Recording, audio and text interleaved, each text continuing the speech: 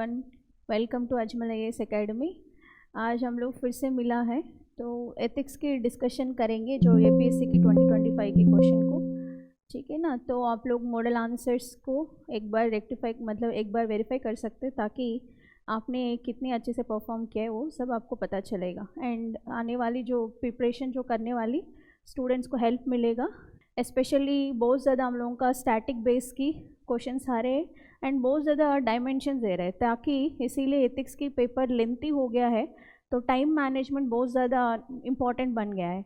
तो जो लोग APSC की जो सिलेबस है मेंशन्ड है हम लोगों की, तो उसमें each and every component, each and every topic अगर जो लोग ने प्रिपेयर किया है, उसका नोट्स बनाया है, एग्जाम्पल्स, उसके लिए कितनी भी हम लोग का रिलेटेड एनालिसिस किया है, तो उनके लिए ये पेपर बहुत ही आसान है, कन्वेंशनल वे में आया है।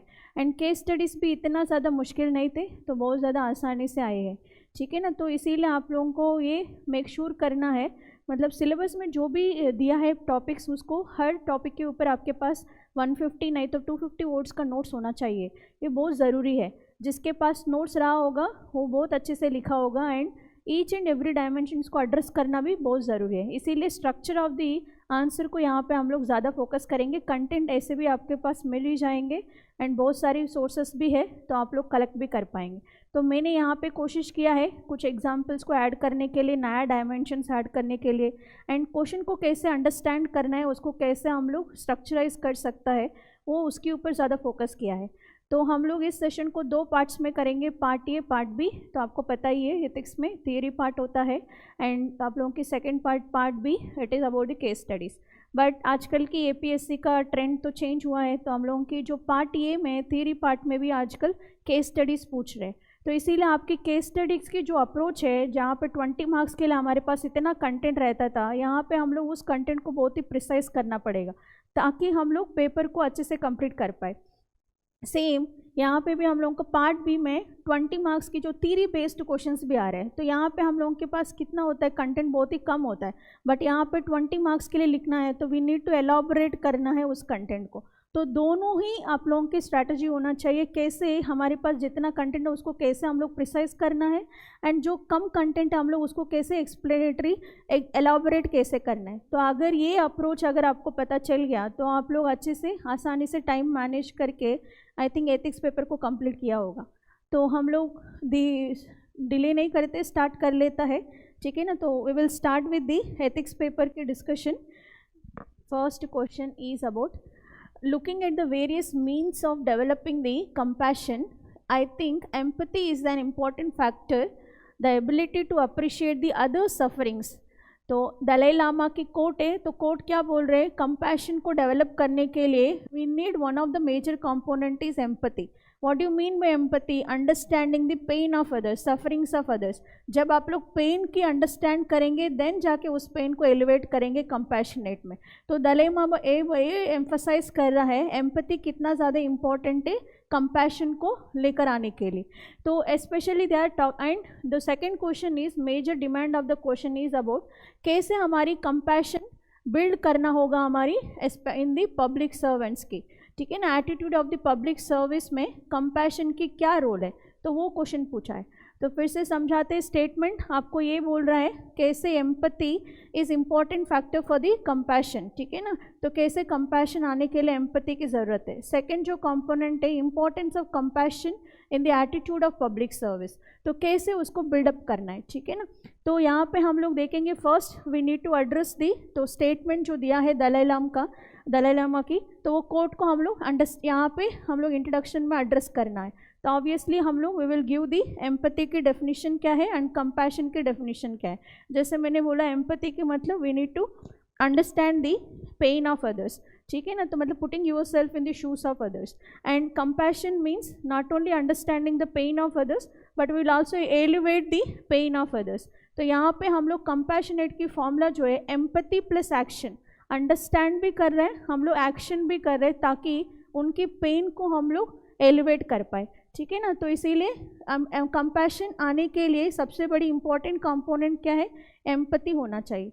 Like for example public service की पूछा है तो हम लोग एग्जांपल्स देंगे सिविल सर्वेंट का, कोई भी एग्जांपल्स आप लोग दे सकता है, ठीक है ना। कलेक्टर ब्रो प्रशांत नायर की, ऑपरेशन सुलेमानी, नहीं तो आर्मस्ट्रांग पामे तो नॉर्थ ईस्टर्न की बहुत बेस्ट एग्जांपल है, जो जिन्होंने, उनको बोलते हैं मिराकल मैन ऑफ मणिपुर, जिन्होंने 100 किलोमीटर्स की पीपल रोड बनाए थे विदाउट पब्लिक फंडिंग।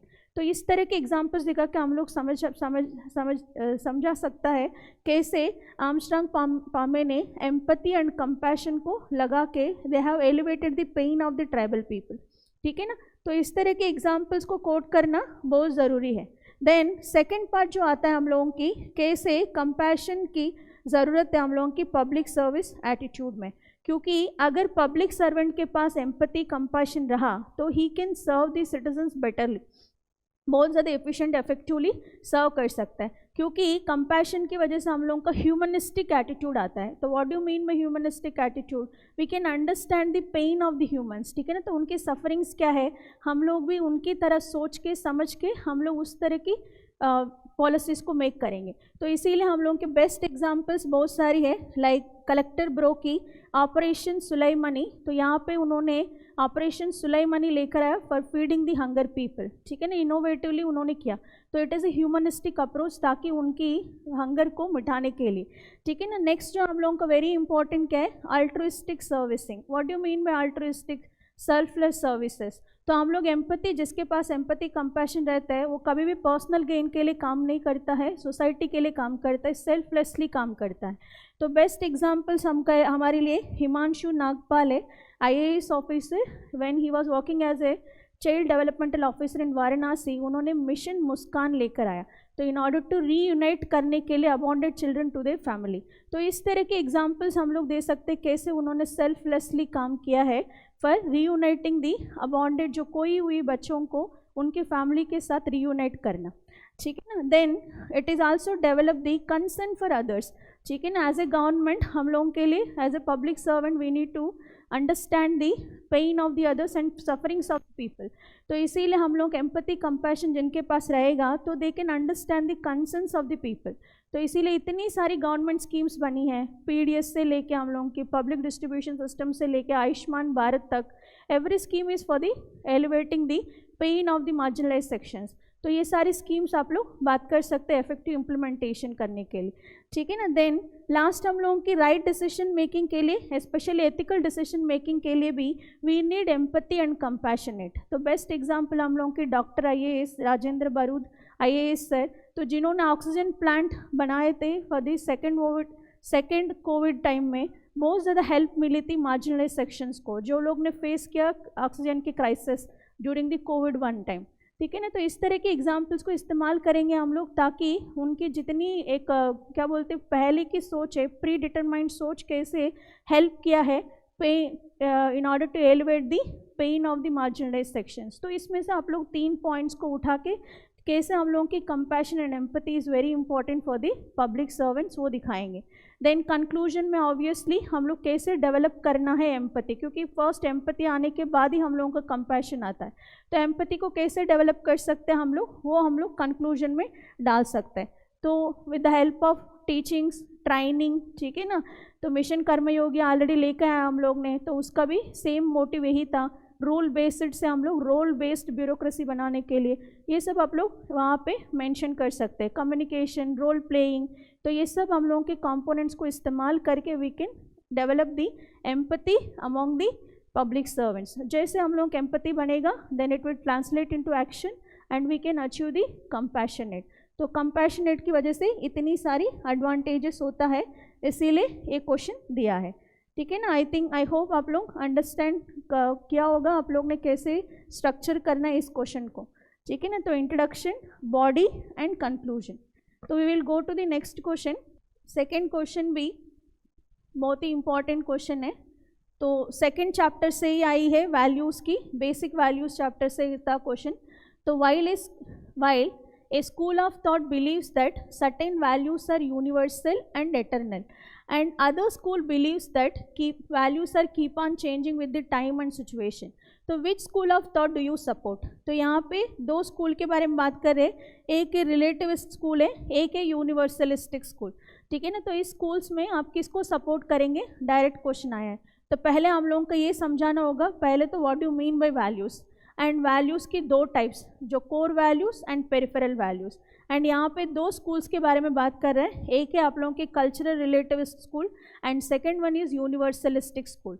तो इन दोनों स्कूल के बारे में एक्सप्लेन करके लास्ट में हम लोग कंक्लूजन देंगे किस स्कूल को हम लोग सपोर्ट करने वाले हैं, ठीक है ना। We can take the balanced approach, नहीं तो आप लोग अगर लेना ही है एक सिंगल ओपिनियन तो आप लोग कोई भी वैल्यू को, कोई भी स्कूल को सपोर्ट करके वैलिड जस्टिफिकेशन देना बहुत ज़रूरी है, ठीक है ना। तो फर्स्ट वन इज, तो what do mean by values? Values are the set of standards होता है on which one can decide what is desirable and undesirable to us, and values are very important component for us, ठीक है ना, in order to make the judgement. तो कोई भी चीज़ को लेके हम लोग जजमेंट करना है तो वो हमारे लिए सही है नहीं है, तो इसके लिए हम लोगों को बहुत ज़रूरी क्या है, वैल्यूज़। तो इसीलिए वैल्यूज़ दो टाइप होता है, एक पेरिफेरल वैल्यूज़ होता है, एक कोर वैल्यूज़ होता है। तो कोर वैल्यूज़ मतलब हम लोगों का जस्टिस, इक्वालिटी, जो हम लोगों को वेरी डिफ़िकल्ट टू चेंज, तो हमारी रिलीजियस वैल्यूज़ ये बहुत जल्दी चेंज नहीं होता है। एंड पेरिफेरल वैल्यूज़ जो होता है ये बहुत ही आसानी से चेंज हो जाता है because of time, place and आप लोगों की सर्कमस्टांसेस की वजह से। Like for example sympathy, charity, इस तरह की वैल्यूज़ जो है वो थोड़ी बहुत जल्दी चेंज हो जाता है, ठीक है ना। तो यहाँ पे हम लोग स्कूल्स को एक्सप्लेन करना पड़ेगा। द फर्स्ट स्कूल जो है इज़ कल्चरली रिलेटिव स्कूल, ठीक है ना। तो यहाँ पे हम लोगों का नाम में ही है, रिलेटिव है। एथिक्स एंड वैल्यूज़ कोई भी क्या होता है, कल्चरली रिलेटिव होता है, क्योंकि एवरी कल्चर इज़ डिफरेंट, ठीक है ना। एंड टाइम टू टाइम भी वेरिएशन होता है, प्लेस टू प्लेस भी वेरिएशन होता है, एंड सिचुएशन टू सिचुएशन भी वैल्यूज़ चेंज हो जाता है। जब हम लोगों की सती सिस्टम पहले हम लोगों का ट्रेडिशनल स्कूल में, ट्रेडिशनल कल्चर में वो सही माना जाता था, अनटचेबिलिटी को भी सही माना जाता थे, caste system also we believe it is सही, मतलब ट्रू माना जाते थे। बट अभी हम लोगों के इस अभी मॉडर्न टाइम में इस सारी को हम लोग ने अभी चेंज कर दिया, they are not good for the society, हम लोग उसको अनएथिकल आप माना जा रहे हैं, ठीक है ना। तो रेसिज्म, स्लेवरी, ये सब हम लोग ने पहले जो सही लगता था अभी सही नहीं है। एंड जो हमारी इंडिया में कैपिटल पनिशमेंट सही लगता है as a value, but other countries में कैपिटल पनिशमेंट जिनके पास नहीं है उनको सही नहीं लगता। तो इस तरह की वैल्यूज़ हम लोगों का time to time, place to place, आप लोगों की कंटेक्स्ट टू कंटेक्स्ट चेंज होती रहती है in order to understand the meaning of the reality. तो इसीलिए कल्चरल स्कूल बोलता है कोई भी ऐसे यूनिवर्सल वैल्यूज़ नहीं है, वो हर टाइम सेम ही रहेंगे। तो इस तरह के इनके बिलीव है, ठीक है ना। तो फर्स्ट स्कूल इज रिलेटिविस्ट स्कूल, ठीक है ना, कंटेक्चुअल के हिसाब से चेंज होता है। देन है हम लोगों का यूनिवर्सलिस्टिक स्कूल। तो ये लोग बिलीव करता है नहीं, ऐसे नहीं है, वैल्यूज़ कुछ सम वैल्यूज आर एटर्नल होता है, यूनिवर्सल होता है, जस्टिस, लिबर्टी, हॉनेस्टी, तो ये सारी जो रेस्पेक्ट, ये वैल्यूज है यूनिवर्सल होता है, time to time, irrespect of time, irrespect of culture, irrespect of context, हम लोग irrespect of place, these values are eternal. तो बहुत ज़्यादा इंपॉर्टेंट है, कोर है। तो इसीलिए ये लोग बोलता है उसी वैल्यूज़ को फॉलो करना चाहिए in order to maintain the stability and continuity in the society and for promoting the social progress we need this type of values करके इस स्कूल का थॉट है। दोनों ही स्कूल्स सही है उनकी जगह पे। तो इसीलिए आप लोग कंक्लूजन में बैलेंस्ड अप्रोच ले लेना। फॉर सोशल प्रोग्रेस के लिए, रिफॉर्म्स के लिए we need cultural relative schools and as well as core values बहुत ज़रूरी है for ethical governance and ethical development of the society. तो दोनों ही स्कूल्स को आप लोग मर्ज करके कंक्लूजन में लिख सकते हैं, ठीक है ना। नहीं तो कोई भी एक स्कूल को जस्टिफाई कर देना आप लोग क्यों इस स्कूल को बिलीव कर रहे हैं, ठीक है। तो डायरेक्ट क्वेश्चन है, एक्चुअली यूपीएससी का क्वेश्चन है ये, ठीक है ना। तो प्रीवियस ईयर क्वेश्चन तो यहाँ पे ये रिपीट हुआ है, ठीक है ना। तो कैसे हम लोगों की इंट्रोडक्शन लिखेंगे, वैल्यूज़ क्या होता है एंड हाउ फर्स्ट स्कूल कैसे वैल्यूज़ को रिलेटिव बोलती है एंड सेकेंड स्कूल कैसे बोलती है, यूनिवर्सलिस्टिक बोलती है, देन कंक्लूजन हम लोग देंगे, ठीक है ना।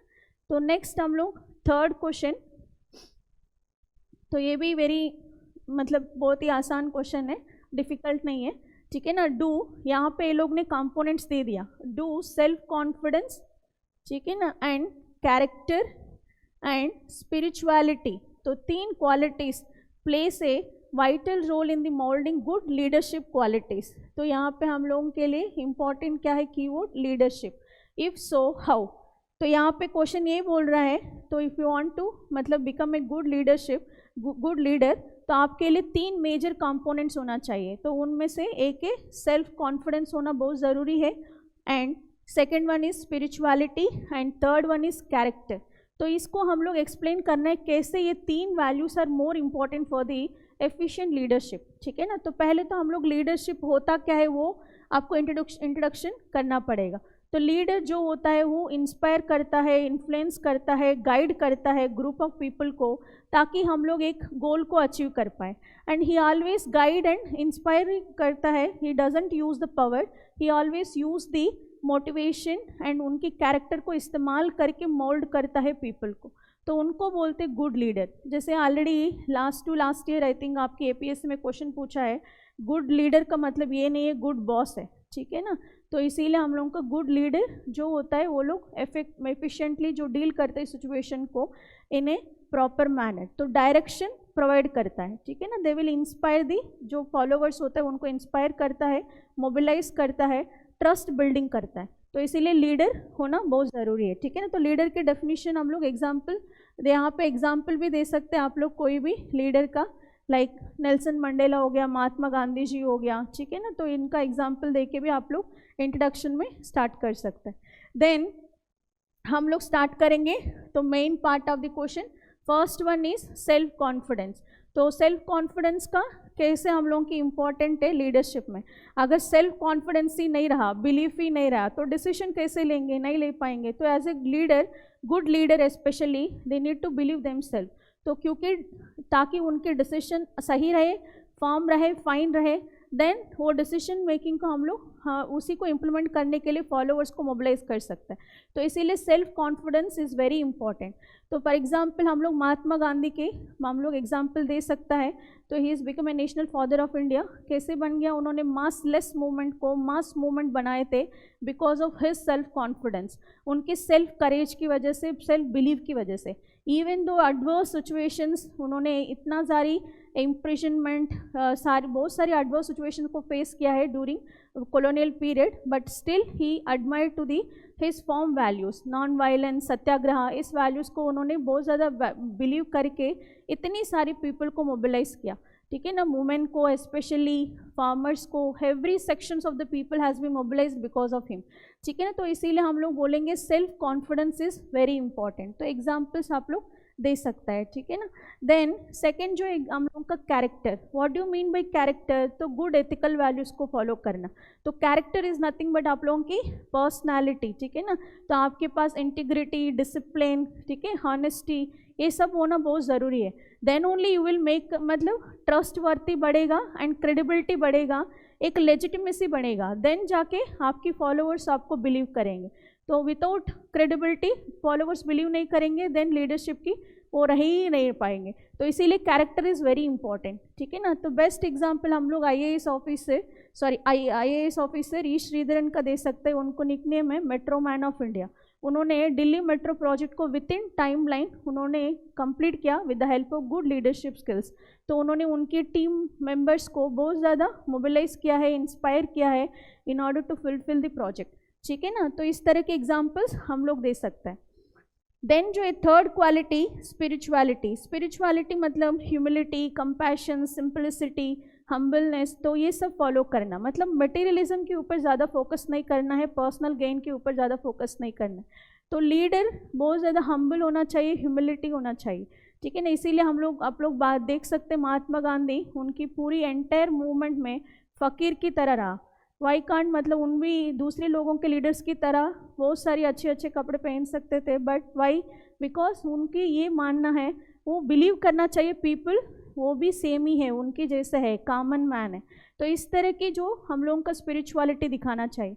तो ऑलरेडी महात्मा गांधी का एग्जाम्पल दे दिया, तो वी विल गिव यहाँ पे लाल बहादुर शास्त्री जी की, ठीक है ना, एक्स प्राइम मिनिस्टर। उन्होंने बहुत अच्छा काम किया है, is a one of the finest prime ministers of India.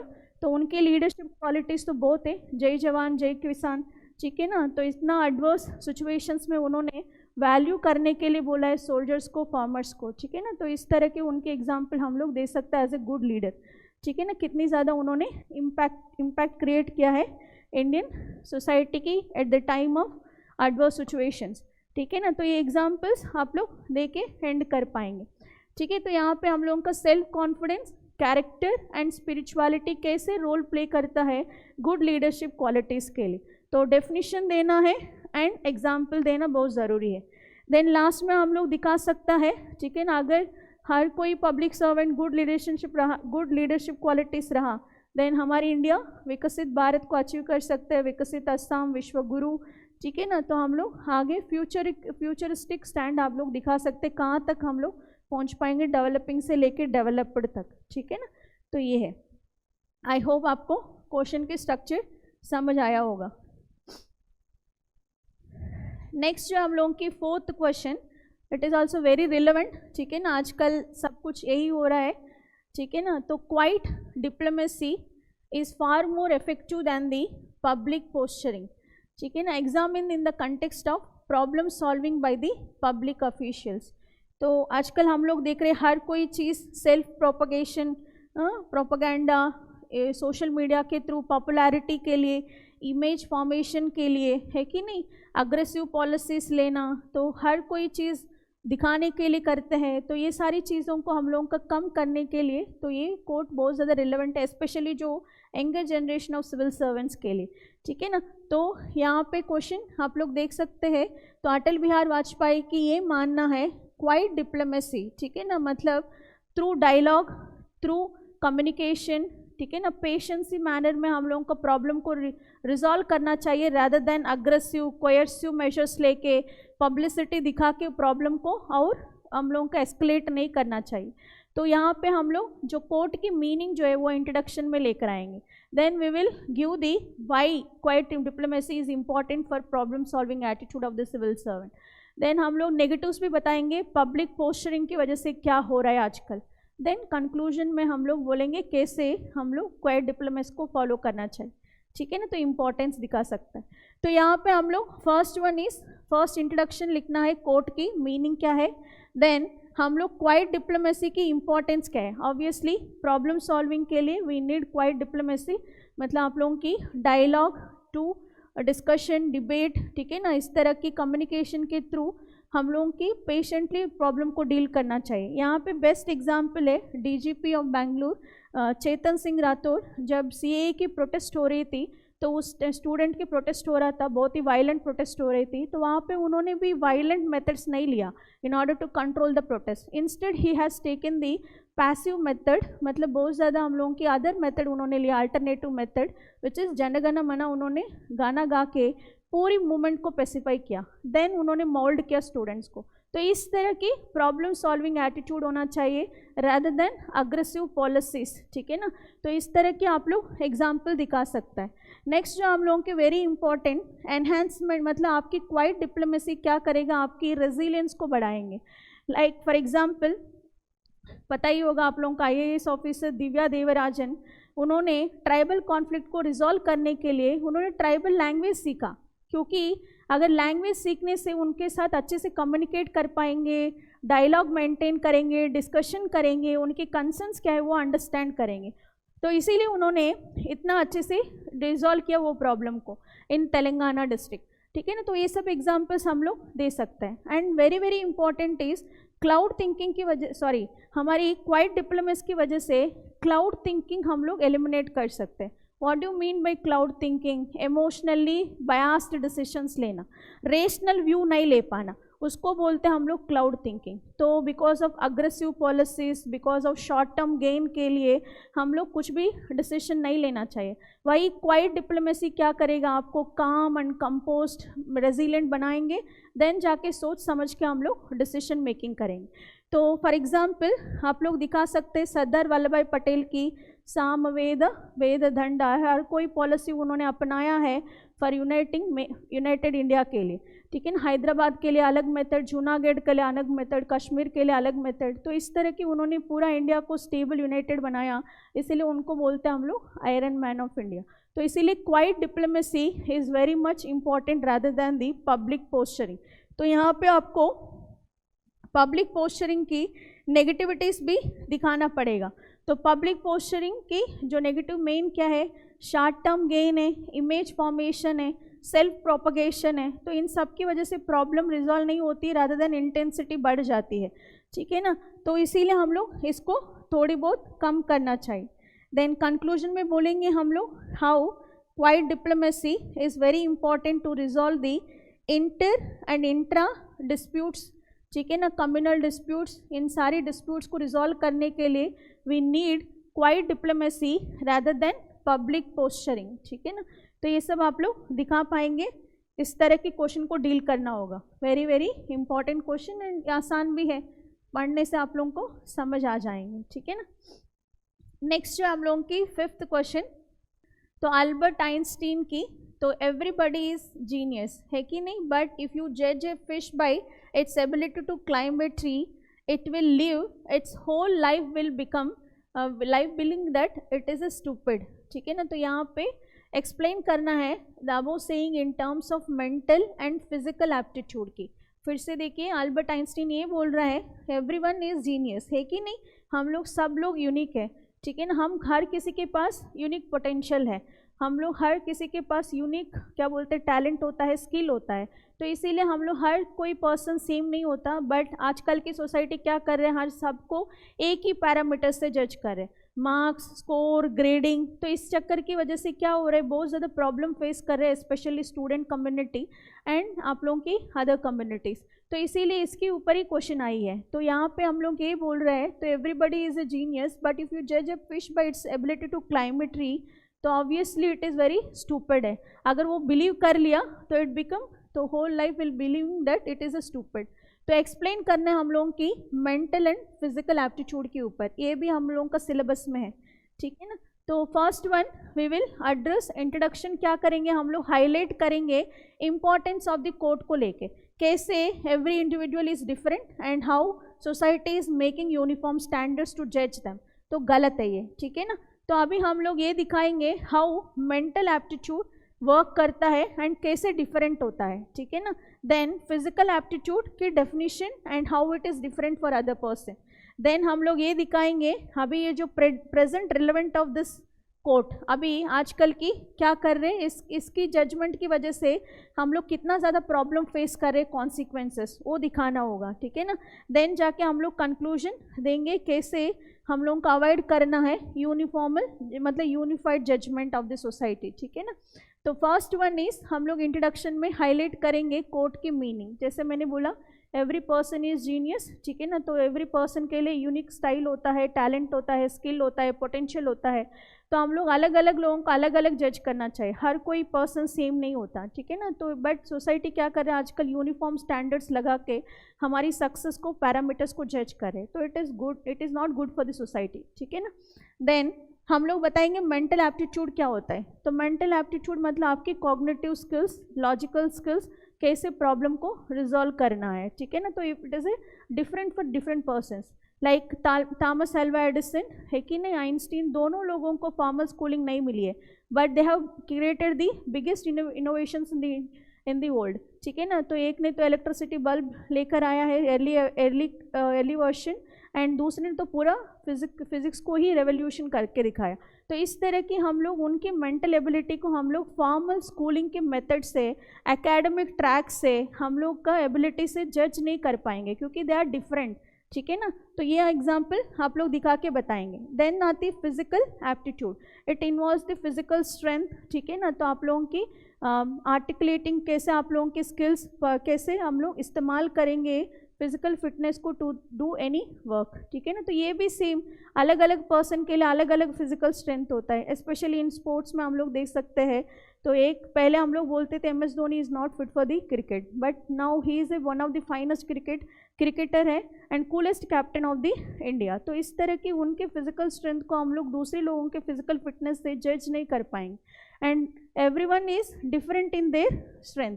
Virat Kohli अलग है, MS धोनी अलग है, सुरेश, ठीक है ना। तो इस तरह के सूर्य कुमार यादव अलग है। तो इस तरह की every person is different in their physical strength, तो उनके अलग अलग स्टाइल होता है। तो इसीलिए हम लोग अलग अलग ही देखना पड़ेगा, सबको एक सेम यूनिफॉर्म स्टैंडर्ड से नहीं देखना चाहिए, ठीक है ना। तो अभी हम लोग ये दिखाएंगे कैसे आजकल की सोसाइटी के जो यूनिफॉर्मल स्टैंडर्ड्स की वजह से कैसे प्रॉब्लम फेस कर रहे हैं आजकल की कम्युनिटीज़, स्पेशली स्टूडेंट कम्युनिटी। तो because of this uniform criteria, तो आजकल हम लोगों का फ्रस्ट्रेशन बढ़ रहे हैं स्टूडेंट्स के अंदर, सेल्फ एस्टीम बहुत ही कम हो चुका है, वेस्टेड पोटेंशियल की तरह या मतलब ऐसे फील होता है, इसीलिए आजकल की बहुत ज़्यादा स्टूडेंट की सुसाइडल रेट बढ़ गया है। तो almost every year 400 students are मतलब सुसाइड कर रहे हैं in Kota factory in Rajasthan, ठीक है ना। तो 1300 से ज़्यादा हम लोग 13,000 सॉरी, तो 13,000 स्टूडेंट्स का डेथ हो रहा है एवरी ईयर। तो इस तरह की हम लोगों की एज पर NCRB रिपोर्ट, तो इस तरह की हम लोगों का स्टूडेंट की सुसाइड क्यों इंक्रीज हो रहा है, इस तरह का क्यों इतना स्लो कॉन्फिडेंस है, सेल्फ एस्टीम है, because family, society, even in the academic everyone is uniformly जज कर रहे हैं उनके टैलेंट को with the other person, compare कर रहे हैं, तो इसीलिए उनकी इतना ज़्यादा लो कॉन्फिडेंस हो गया, सुसाइडल टेंडेंसीज बढ़ रहे हैं, मेंटल प्रेशर बढ़ रहा है, डिप्रेशन बढ़ रहा है, ठीक है ना। तो इसीलिए हम लोग इस एटीट्यूड को चेंज करना पड़ेगा।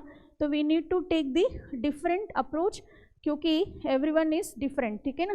तो हम लोगों का डाइवर्सिटी इन इंटेलिजेंस को लेकर आना पड़ेगा, and we need to test the talent of the person with different parameters, not with the uniform parameters.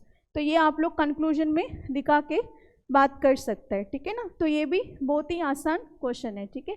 तो अल्बर्ट आइंस्टीन कैसे बोला है, do not compare with the other person because everyone is right in their position, ठीक है ना, उनकी सही talent है, ठीक है ना, बट उसको हम लोग जज जो कर रहे हैं वो सही नहीं है, ठीक है ना। देन नेक्स्ट क्वेश्चन हम लोग चलते हैं 6th क्वेश्चन। तो यहाँ पे एक केस स्टडी आया है, ठीक है ना, तो वैक्सीन हेजिटेंसी के ऊपर, and specially it is linked with the emotional intelligence, ठीक है ना।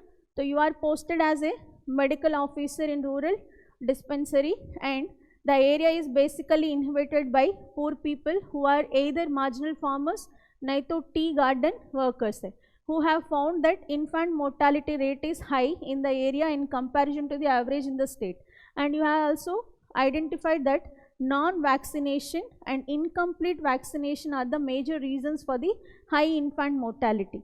The inhabitants are not cooperating in vaccination program. How will you use your emotional intelligence to convince the villagers to go to the vaccination for their children, and what will you be your comprehensive approach to achieve the goal, ठीक है ना। तो यहाँ पे first one is हम लोग emotional intelligence को इस्तेमाल कैसे करेंगे in order to resolve the case, and second one is comprehensive approach क्या आप लोगों के लिए।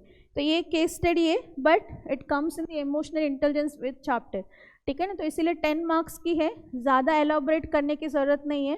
तो आप लोग की इंट्रोडक्शन, स्टेक होल्डर्स लिखना, ठीक है ना, एथिकल डायलेमा, एथिकल इश्यूज लिखना, ये सब लिखने की ज़रूरत नहीं, टाइम वेस्ट हो जाएंगे और आप लोगों की टाइम मैनेजमेंट नहीं हो पाएगा। तो इसीलिए सीधी सीधी डायरेक्टली हिट करना है, ठीक है। तो आप लोगों की कैसे करना चाहिए, आप लोगों की जो मेजर प्रॉब्लम को कैसे डील करना है। तो फर्स्ट वन इज इंट्रोडक्शन हम लोगों का स्टार्ट करना चाहिए इमोशनल इंटेलिजेंस की डेफिनेशन के साथ, and link it with the vaccination programme, ठीक है ना। तो फर्स्ट वन इज इंटेलिजेंस। तो एज पर डैनियल गोल्डमैन हम लोगों के लिए क्या डेफिनेशन दिया as per Daniel Goldman, to understand, regulate and recognise your own emotions as well as others emotions. तो इसीलिए पहले हमारी इमोशंस को अंडरस्टैंड करना है एंड अदर पर्सन इमोशंस को अंडरस्टैंड करना है, and we need to deal with the situation effectively. तो देन यहाँ की मेजर प्रॉब्लम क्या है, वैक्सीन हेजिटेंसी। तो वैक्सीन हेजिटेंसी को कैसे हम लोग रेक्टिफाई करना है with the help of emotional intelligence, तो वो इंट्रोडक्शन में दिखाएंगे। तो डैनियल गोल्डमैन को इस्तेमाल करना बहुत ज़रूरी है, स्कोर बढ़ेगा। देन हम लोग स्टार्ट कर देंगे डायरेक्टली, क्योंकि यहाँ पे हम लोगों का 10 मार्क्स के क्वेश्चन है, उतना ज़्यादा कंटेंट डालने की ज़रूरत नहीं है। तो डायरेक्टली हम लोग लिंक करेंगे how emotional intelligence will convince the villagers to go for the vaccination of their children. Obviously हम लोग इमोशनल इंटेलिजेंस की जो 5 कंपोनेंट्स है उसको इस्तेमाल करेंगे in order to convince the villagers. First जो कंपोनेंट है हम लोगों का self awareness, and second component is self regulation. तो दोनों को इस्तेमाल करके I will understand first my emotions, मतलब इतना अग्रेसिवली जाके क्या बोलते कंपेल नहीं करना, उन लोगों के लिए एक्शन कराना ही कराना है। इस तरह के कोएर्सिव मेथड्स को फॉलो करने से हम लोगों का कुछ सही नहीं होगा। तो इसीलिए पहले मुझे काम, कंपोजली, पेशेंटली सोचना है पहले मेरी इमोशंस को अंडरस्टैंड करना है एंड रेगुलेट करना है। सेकंड क्या करूँगी मैं, एम्पैथी दिखाऊंगी। तो third component empathy means understanding the उनकी जो सोच क्या है, उसकी फीलिंग्स क्या है, उसको अंडरस्टैंड करना। तो वाई मतलब क्यों वैक्सीन हेजिटेंसी है विलेजर्स के अंदर, कोई साइड इफेक्ट्स की रीज़न की वजह से, नहीं तो कोई अदर अप्रीहेंशन से वैक्सीन को लेके क्या है, वो सब सुनना है आप लोगों को पेशेंटली। देन हम लोग सोशल स्किल्स लगाएंगे, सोशल रिलेशनशिप मैनेजमेंट को लगाएंगे, फिफ्थ कंपोनेंट। तो वे हम लोग क्या करेंगे, यहाँ पे मोल्ड करेंगे emotions of the other person. तो यहाँ पे हम लोग विलेज बोला है, ऑब्वियसली ग्राम सभा को इस्तेमाल करेंगे, अदर NGOs को इस्तेमाल करेंगे, ताकि लोगों को अवेयरनेस फैलाना है इम्पॉर्टेंस ऑफ वैक्सीनेशन क्या होता है एंड इन्फेंट मोर्टेलिटी क्यों ज़्यादा हो रहा है। तो इस तरह के हम लोग उनको दिखाएंगे, इमोशनली अपील करेंगे, उनकी जो सोच को बदलने के लिए कोशिश करेंगे with the help of social skills. Then last component आती है मोटिवेशन एंड लीडरशिप। तो हमारी इतना लीड बाय एन एग्जाम्पल, तो मेरी कोई सबॉर्डिनेट्स हो, नहीं तो किसी की, हमारी जो स्टाफ में डिपार्टमेंट में जो भी बच्चे होता है उनको वैक्सीनेशन पब्लिकली कराना एंड दिखाना है वैक्सीनेशन इतना वेरी इंपॉर्टेंट है और साइड इफेक्ट्स इतना जितना आप लोग सोच रहे हो उतना नहीं होता है। तो इस तरह के हम लोग by lead by an example हम लोग एथिकल बिहेवियर को चेंज करेंगे। And we can also use the persuasion component also. तो पर्सुएशन में हम लोगों की अरिस्टोटल की जो 3 कंपोनेंट्स है, लोगोस, पैथोस एंड एथोस, तो इसको भी इस्तेमाल करके we can convince the villagers for the vaccination of the children. ठीक है ना। तो इस तरह के हम लोग इस्तेमाल करेंगे, मोल्ड करेंगे with the help of emotional intelligence. ठीक है। नेक्स्ट हम लोगों की कॉम्प्रिहेंसिव अप्रोच क्या होना चाहिए, तो टू अचीव दिस गोल। ठीक है ना। तो first one is comprehensive, first one is हम लोग क्या करेंगे, डोर टू डोर कैंपेनिंग करेंगे, we will use the Asha workers, ANM। ठीक है ना। तो इन सबको इस्तेमाल करेंगे, ग्राउंड लेवल ऑफिसर्स को, और मैं खुद भी जाऊंगी, मोल्ड करूंगी, तो पीपल को डोर टू डोर कैंपेनिंग करूंगी, अवेयरनेस जनरेट करूंगी about the vaccination. Then instrumental theory, very important theory है। तो यहाँ पे हम लोगों का 2 इंस्ट्रूमेंट्स है, तो पनिशमेंट एंड रिवॉर्ड। तो हम लोग ऐसे प्रोवाइड कर सकते हैं, जो लोग वैक्सीन करेंगे उनके लिए एक रिवॉर्ड इंसेंटिव मैकेनिज्म देंगे, 2 लोग नहीं दे पा रहे उनके लिए लिटिल बिट पनिशमेंट देंगे, ताकि सोसाइटी उनके जज करेंगे on the basis of punishment, then they will influence themselves. ठीक है ना। तो इस तरह के हम लोग इंस्ट्रूमेंटल थ्योरी को भी इस्तेमाल कर सकता है। And we can use the NGOs and other self help groups and other leaders, village की सरपंच, इन सबको इस्तेमाल करके हम लोग अवेयरनेस कैंपेनिंग जनरेट कर सकते हैं। मीडिया को भी हम लोग इस्तेमाल कर सकता है, वैक्सीन वो क्यों होना चाहिए, कितना इम्पॉर्टेंट है। जैसे हम लोग की अमिताभ बच्चन की जो पोलियो वैक्सीन की कैंपेनिंग जब हुई थी, 2 बूंद जिंदगी की कितनी ज़रूरत है। तो इस तरह के हम लोग मीडिया का भी इस्तेमाल करेंगे, एडवर्टाइजमेंट्स करेंगे, ताकि लोगों में चेंजेस आए। ठीक है ना।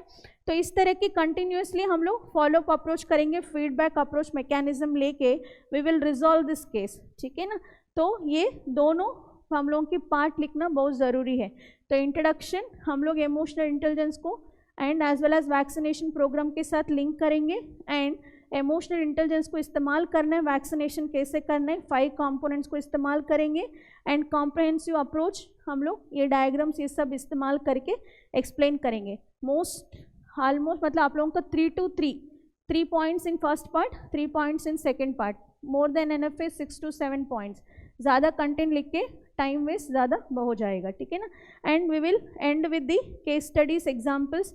कई हम लोगों का कोई IAS ऑफिसर, नहीं तो कोई अदर विलेजेस है तो जिन्होंने वैक्सीनेशन कराई, नहीं तो हम लोगों को मिशन इंद्रधनुष की जो प्रोग्राम के बारे में, तो इन सब के हम लोग इस्तेमाल करके तो इस हम लोग का कैसे इन्फेंट मोर्टेलिटी को रिड्यूस करना है वो सब आप लोग दिखा के एंड कर सकते कंक्लूजन में। ठीक है ना। तो ये है। तो नेक्स्ट जो है, नेक्स्ट क्वेश्चन 7th क्वेश्चन, तो can it be comprehensively held that coaching institutions contribute to the holistic making of civil servants? Are these initiatives as an indirect reflection of the lack of creativity and self-confidence in the aspirants? तो very important जो question है। ठीक है ना। क्योंकि आजकल आप लोग देख रहे हैं कितना ज़्यादा कमर्शलाइजेशन हो चुका है गवर्नमेंट जॉब्स के लेके। क्योंकि बिकॉज ऑफ जॉबलेसनेस एंड आप लोगों की प्राइवेट सेक्टर में इतना ज़्यादा स्कोप नहीं मिल रहा है एंड सोशो इकोनॉमिक कंडीशंस की वजह से तो everyone is preparing for the मतलब बहुत ज़्यादा जो क्रेज़ जो है फॉर द गवर्नमेंट जॉब्स बढ़ गया है, तो इसीलिए कोचिंग इंस्टीट्यूशंस की इतना ज़्यादा इंपॉर्टेंस बढ़ गया है। तो आप लोग डायरेक्टली इंट्रोडक्शन लिख सकते हैं, why coaching industry has become इतना बूम क्यों हो रहा है, तो रीजंस दिखा के हम लोग वहाँ पे बात कर सकते हैं। एंड यहाँ पे क्वेश्चन ये पूछा है, सच में कोचिंग इंडस्ट्रीज कॉम्प्रिहेंसिवली हम लोगों के लिए सपोर्ट कर रहे हैं क्या सिविल सर्वेंट्स को, एस्पिरेंट्स को, वो दिखाना है एंड उनकी लिमिटेशंस भी दिखाना है, कैसे कोचिंग इंडस्ट्रीज की वजह से क्रिएटिविटी सेल्फ कॉन्फिडेंस कम होते जा रहे हैं, ठीक है ना। देन कंक्लूजन, तो आपको हमको ये समझना होगा क्योंकि हर कोचिंग इंडस्ट्री हर कोई कोचिंग इंस्टीट्यूशन हम लोगों के लिए ओनली 40 to 50% ही हम लोगों को कोचिंग प्रोवाइड करेंगे, रिमाइनिंग 50% एंड मोर देन 50% हम लोग सेल्फ एफर्ट से ही हम लोग क्लियर हो पाएंगे इस एग्ज़ाम। तो बट बच्चे मतलब वो डिपेंडेंसी ज़्यादा हो रहा है कोचिंग के ऊपर, तो वो वाला कंपोनेंट को लेके क्वेश्चन पूछा है, ठीक है ना। तो हम लोगों का दोनों की दिखाना होगा। तो first one is importance of increasing prominence of the coaching institutions, क्यों इंक्रीज हो रहे हैं। ऑब्वियसली हम लोगों की रोल जो है वो दिखाना होगा, how it is making the holistic making of civil servants, ठीक है ना। तो ऑब्वियसली तो यहाँ पे हम लोगों का स्ट्रक्चर्ड वाइज सिलेबस को कंप्लीट करता है, एक्सपर्ट मेंटरशिप मिलता है, what to read, where to read, how to read, क्योंकि इतना APSC एंड UPSC सिलेबस इतना वास्ट है, तो उसमें कौन सी चीज़ों के ऊपर ज़्यादा फोकस करना है वो सारी हम लोगों को कोचिंग में पता चल जाता है, कैसे नोट्स मेकिंग करना है, कैसे हम लोग एक स्ट्रक्चर्ड मैनर में प्रिपेयर करना चाहिए APSC UPSC के लिए ताकि सक्सेस जल्दी मिले, तो वो सब हम लोगों के लिए कोचिंग में ही मिलता है। And discipline, time management, peer competition होता है, तो इसीलिए हम लोग थोड़ी बहुत मतलब मोटिवेशन बढ़ा के रखेंगे, तो जल्दी हर दिन टारगेट्स को कंप्लीट करना, टाइम को एटलीस्ट सही से इस्तेमाल करना, ये सब हम लोग कोचिंग में पता होता है, ठीक है ना। देन यहाँ पे मॉक टेस्ट के थ्रू एंड कंटिन्यूस फीडबैक के थ्रू हम लोग जज कर सकता है हम लोग कहाँ पे है कंपटीशन में, तो इसीलिए कोचिंग इंडस्ट्रीज आप लोगों की थोड़ी बहुत हेल्प करता है मतलब in to achieve the success. But at the same time हम लोग कोचिंग के ऊपर इतना भी ओवर डिपेंडेंस नहीं होना चाहिए, तो यहाँ पे हम लोग लिमिटेशंस एंड कंसर्न्स दिखाएंगे कोचिंग इंडस्ट्रीज़ का। तो एक्सेसिव डिपेंडेंसी जो करना हमारी कोचिंग इंस्टीट्यूशन के ऊपर, obviously it will kills the creativity, ठीक है ना, तो क्रिएटिविटी को किल कर देती है एंड सेल्फ कॉन्फिडेंस को भी थोड़ी बहुत हर्ट करता है, ठीक है ना, क्योंकि हम लोग इतना ज़्यादा एक्सेसिव डिपेंडेंसी नहीं होना चाहिए, क्योंकि हर कोई चीज़ कोचिंग नहीं प्रोवाइड करती, हम लोगों का खुद का एफर्ट्स होना भी ज़रूरी है, ठीक है ना। तो नेक्स्ट जो वेरी इंपॉर्टेंट थिंग इज कैसे आप लोगों की coaching industries are nowadays focusing on the rote learning and formulise answers, तो यही पढ़ना है, इतना ही पढ़ना है, तो ये सब नहीं चलेगा, क्योंकि आजकल APSC UPSC दोनों में बहुत ज़्यादा एनालिटिकल क्वेश्चंस आ रहे हैं, तो थिंकिंग प्रोसेस के ऊपर पूछने लग गया है, तो इसीलिए आपकी सेल्फ एफर्ट्स होना बहुत ज़रूरी है, ठीक है ना। Then very important thing is predatory pricing, मतलब रीइंफोर्स कर रहा है इनइक्वालिटीज़ को, जिनके पास पैसे है वो लोग अच्छी क्वालिटी इंस्टीट्यूशंस के पास जाके हम लोगों को कोचिंग ले रहे हैं, जिनके पास पैसे नहीं है तो वो लोग कोचिंग नहीं मिल रहा, तो it is creating the barrier, तो एलाइट रिक्रूटमेंट प्रोसेस को स्ट्रेंथन कर रहा है, ठीक है ना, तो मतलब रीइंफोर्स कर रहे हैं inequality in the society. And success आजकल बहुत ज़्यादा लोग क्या कर रहे हैं, ओनली कोचिंग के ऊपर ही ब्लेम करके, मतलब सक्सेस को एक ही पैरामीटर में जज कर रहे हैं हम लोग कोचिंग को, रादर देन सेल्फ रोल को रिकॉग्नाइज नहीं कर पा रहे, तो इसीलिए हम लोग बोलेंगे कंक्लूजन में, हाँ इट्स वेरी इंपॉर्टेंट है, इंपॉर्टेंट रोल है कोचिंग इंस्टीट्यूशंस का, सपोर्टिव रोल है, but it is not the final and decisive role, तो वी नीड मतलब हम लोगों के लिए खुद का भी एफर्ट्स होना चाहिए एज वेल एज कोचिंग का भी सपोर्ट लेना ज़रूरी है, तो हम लोगों को इस तरह की सेल्फ एफर्ट्स के ऊपर ज़्यादा फोकस करना ज़रूरी है, ठीक है ना। तो इस तरह के इस क्वेश्चन को आप लोग डील कर सकता है, ठीक है ना। देन जो है वेरी इंपॉर्टेंट क्वेश्चन, ठीक है, ये भी तो आप लोगों की कॉर्पोरेट गवर्नेंस के अंडर आता है, each and every topic is very important, directly ये लोग क्वेश्चंस को हिट कर रहे हैं, ठीक है ना, तो टॉपिक्स को लेके क्वेश्चंस पूछ रहे हैं। तो corporate social responsibility is nowadays consider as a permanent feature of the corporate governance, and तो यहाँ पे क्वेश्चन आया है what is CSR and defined in base of the illustration और एग्जाम्पल के साथ Is CSR sufficient as a rule bound exercise for the private sector contribution to societal welfare? ठीक है ना, ब्रीफली एक्सप्लेन। तो यहाँ पे ये बात कर रहे हैं, तो आपकी CSR जो है आजकल परमानेंट फीचर हो चुकी है। तो क्यों परमानेंट फीचर है? तो पता ही आप लोगों का, India is the only one nation in the entire globe तो which has made the legal mandatory of the CSR। तो CSR हमारी इंडिया में ही एक रूल बेस्ड रूल है, कहीं पर भी हम लोगों की नहीं है, एक लीगल मैंडेटरी कर दिया इंडिया में, ठीक है ना। तो वो वाला हम लोगों का दिखाना होगा। एंड CSR क्या होता है पहले डिफिनीशन देना है हम लोगों के लिए, विथ एग्जाम्पल को इलस्ट्रेट करना है। एंड हम लोग को ये बताना है ये रूल बेस्ड CSR सच में सोसाइटल वेलफेयर क्रिएट कर रहे हैं क्या? तो कर रहे हैं कि उसके हम लोग एक पार्ट लिखेंगे, नहीं कर रहे तो लिमिटेशंस भी लिखेंगे, एंड देन कंक्लूजन, ठीक है ना। तो यहाँ पे भी कंटेंट बहुत ज़्यादा होगा स्टूडेंट के पास, थोड़ी बहुत ब्रीफ करके लिखना होगा क्योंकि 10 मार्क्स का है, ठीक है ना। तो फर्स्ट ऑफ ऑल इंट्रोडक्शन में लिखेंगे CSR क्या होता है। तो हम लोग ने अभी बात किया, it is a moral and legal obligation of the corporate entities to contribute positively to the welfare of the society and environment beyond their core business operations. Actually CSR comes, मतलब उनकी इंस्पिरेशन कहाँ पे लिया है हम लोग ने, CSR की जो initiative comes from the Gandhi ji trusteeship model, ठीक है ना। तो इसके भी आप लोग इंट्रोडक्शन में लिखने से थोड़ी बहुत वैल्यू बढ़ती है एंड स्कोर बढ़ने के स्कोप ज़्यादा होता है, ठीक है ना। तो गांधी जी के ट्रस्टीशिप मॉडल से हम लोग ने इंस्पायर किया CSR को, ठीक है ना, मतलब लिया है इंस्पिरेशन। तो नेक्स्ट हम लोग एग्जांपल देंगे ऑब्वियसली टाटा ग्रुप का, it is the world's third largest trustworthy organisation, ठीक है ना। तो हमारे इंडिया में सबसे बड़ी चैरिटेबल जो इंस्टीट्यूशन जो भी है वो टाटा ग्रुप कंपनी से करता है, क्योंकि आप लोगों को पता है 60% of the Tata steel profit जो है वो चैरिटेबल के एक्टिविटीज़ के ही जाता है। तो इसीलिए हम लोग टाटा के साथ एग्जाम्पल देंगे कैसे टाटा ग्रुप एजुकेशन में, हेल्थ में, एनवायरमेंटल में कैसे हेल्प कर रहे हैं, मतलब हमारी सोसाइटल डेवलपमेंट के लिए, ठीक है ना। देन हम लोग ये बात करेंगे CSR कैसे as a rule based exercise है for the private sector to contribute to the societal welfare.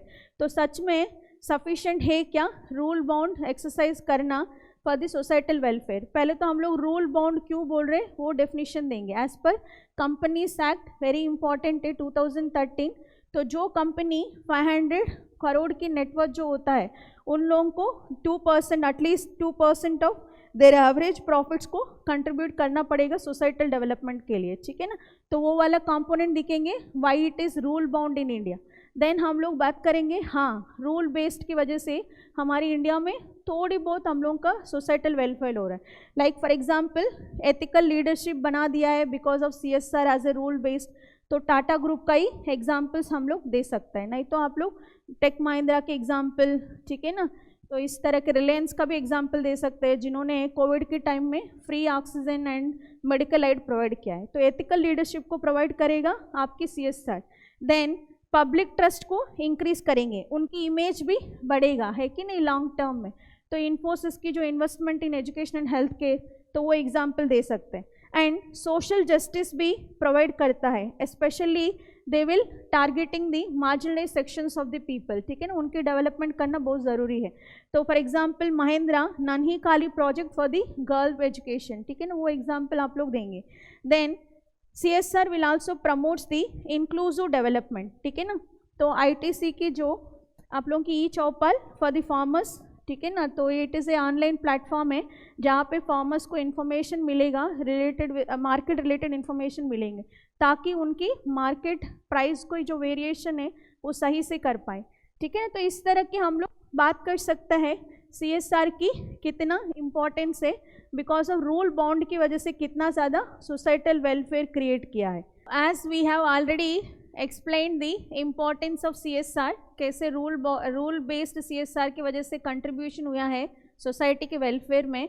अभी हम लोग को ये भी देखना होगा कैसे अभी rule based is not a sufficient component for the making CSR effective implement, मतलब इफेक्टिवली इम्प्लीमेंट करने के लिए। तो सबसे बड़ी मेजर चैलेंज जो हम लोगों के लिए, तो यहाँ पे टोकनिज्म को फॉलो कर रहे हैं हर कोई corporate sector, because it is rule based हो गया है, नॉट द वैल्यू बेस्ड, ठीक है ना। तो वैल्यू बेस्ड नहीं हुआ, इसीलिए एथिकल रिस्पॉन्सिबिलिटी नहीं ले रहा है, ओनली जस्ट टिक बॉक्स की तरह ओनली CSR देना है इसीलिए दे रहे करके नाम के वास्ते जो प्रोजेक्ट को चला रहे, तो it is not good for the society. तो first one is lack of value based ethical responsibility. Second one जो वीक एनफोर्समेंट है, गवर्नमेंट इतना ज़्यादा एनफोर्समेंट इतना अच्छे से रेगुलेटरी मैकेनिज्म वो फॉलो नहीं कर पा रहे, इसीलिए भी हम लोगों के सोसाइटल वेलफेयर जितना होना चाहिए था उतना नहीं हो रहा बिकॉज ऑफ CSR।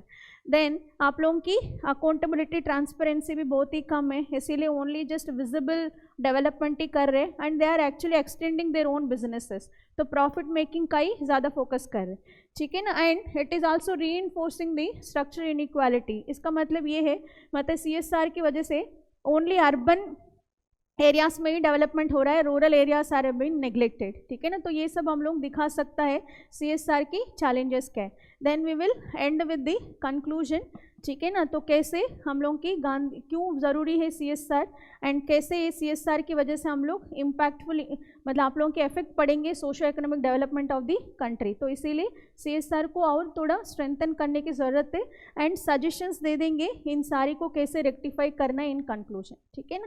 तो नेक्स्ट क्वेश्चन जो हम लोगों की 9th क्वेश्चन, तो वेरी इंपॉर्टेंट क्वेश्चन। तो the term fake news and influencer have become a part of present day vocabulary and what do you mean bye fake news and influencer and what is the widespread use of fake news is the indication of societal moral decay।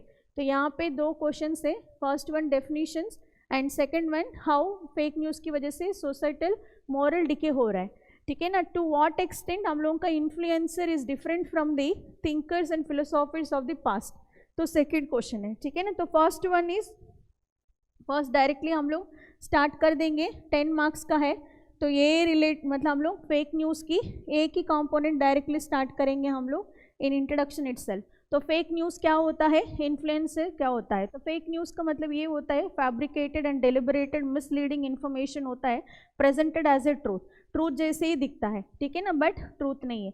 तो आप लोगों का same influencer मतलब ही use is power and उनकी attention physical appearance को इस्तेमाल करके ही influence the other person believe opinion and behaviours.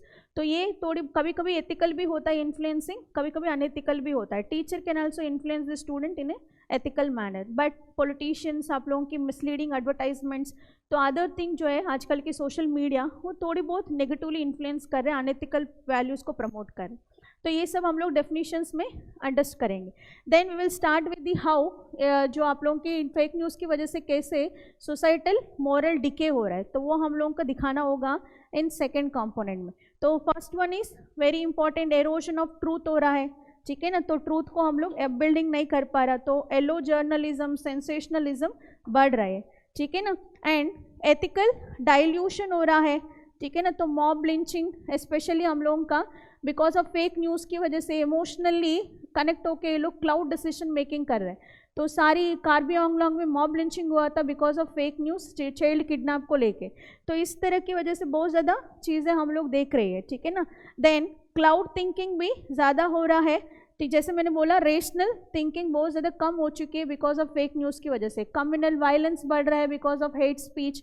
आप लोग देखिए पहलगाम अटैक के बाद बहुत ज़्यादा कम्युनल जो क्या बोलते हैं फीलिंग्स, इतना ज़्यादा एक लोग फेक न्यूज़ को चला के बहुत ज़्यादा इन्फ्लुएंस किया है, पीपल को बहुत ज़्यादा डरा के रखा है। तो ये सब हम लोग दिखा सकता है, ठीक है ना। डीप फेक, ये सब एग्जाम्पल्स आप लोग मेंशन कर सकता है इन पॉइंट में, ठीक है ना। And fake news will also promote the selective bias, ठीक है ना। They are targeting one community, ठीक है ना। तो फॉर एग्जांपल इस्लामोफोबिया फीलिंग्स को जनरेट करना, तो ये सब हम लोग दिखा सकता है कैसे फेक न्यूज़ आजकल गलत काम करे, सोसाइटी की जो मॉरल्स है वो सब कुछ कितना डिके हो रहा है, ठीक है ना। तो इन terms of erosion of truth के लेके हम लोगों के second ethical dilution of the society and आप लोगों की क्लाउड थिंकिंग को प्रमोट करना। देन वेरी इंपॉर्टेंट थिंग कि हम लोगों का सेलेक्टिव बायस कर रहा है, ठीक है ना। देन सेकेंड जो कंपोनेंट है हम लोगों का बी, कैसे आप लोगों की influencer is different from the past thinkers and फिलोसॉफर्स in terms of their purpose. आजकल तो पर्पस तो आपको पता ही है, इन्फ्लुएंसर क्या करते हैं उनकी पर्सनल मोटिव के लिए, पर्सनल गेन के लिए इन्फ्लुएंस करता है लोगों को, बट पहले ऐसे नहीं होता था। Moral development of the society के लिए, रिफॉर्म्स ऑफ द सोसाइटी के लिए करते थे लोग, ठीक है ना, वो हम लोग दिखा सकते हैं। देन प्लेटफॉर्म भी डिफरेंसेस है हम लोगों के। ये लोग इन्फ्लुएंसर आजकल सोशल मीडिया पावरफुल टूल्स को इस्तेमाल कर रहे हैं, बट उस टाइम राइटिंग्स, डायलॉग, ठीक है ना, इस तरह के हम लोगों का पम्पलेट्स इसके थ्रू होती थी, ठीक है ना, बुक्स, ये सब होता था।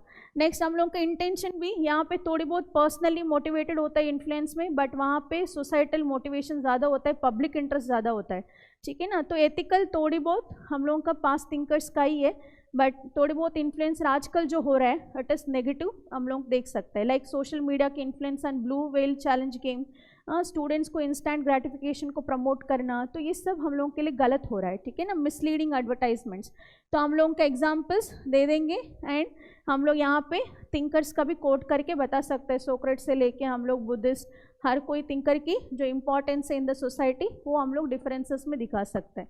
देन कंक्लूजन बोलेंगे का कैसे हम लोगों को बहुत ज़रूरी है रीओरिएंटेशन करना सोसाइटल की एथिक्स को, ताकि हम लोग ये फेक न्यूज़ को, पोस्ट ट्रूथ को एंड इन्फ्लुएंसिंग को हम लोग कैसे रेक्टिफाई करेंगे, ठीक है ना।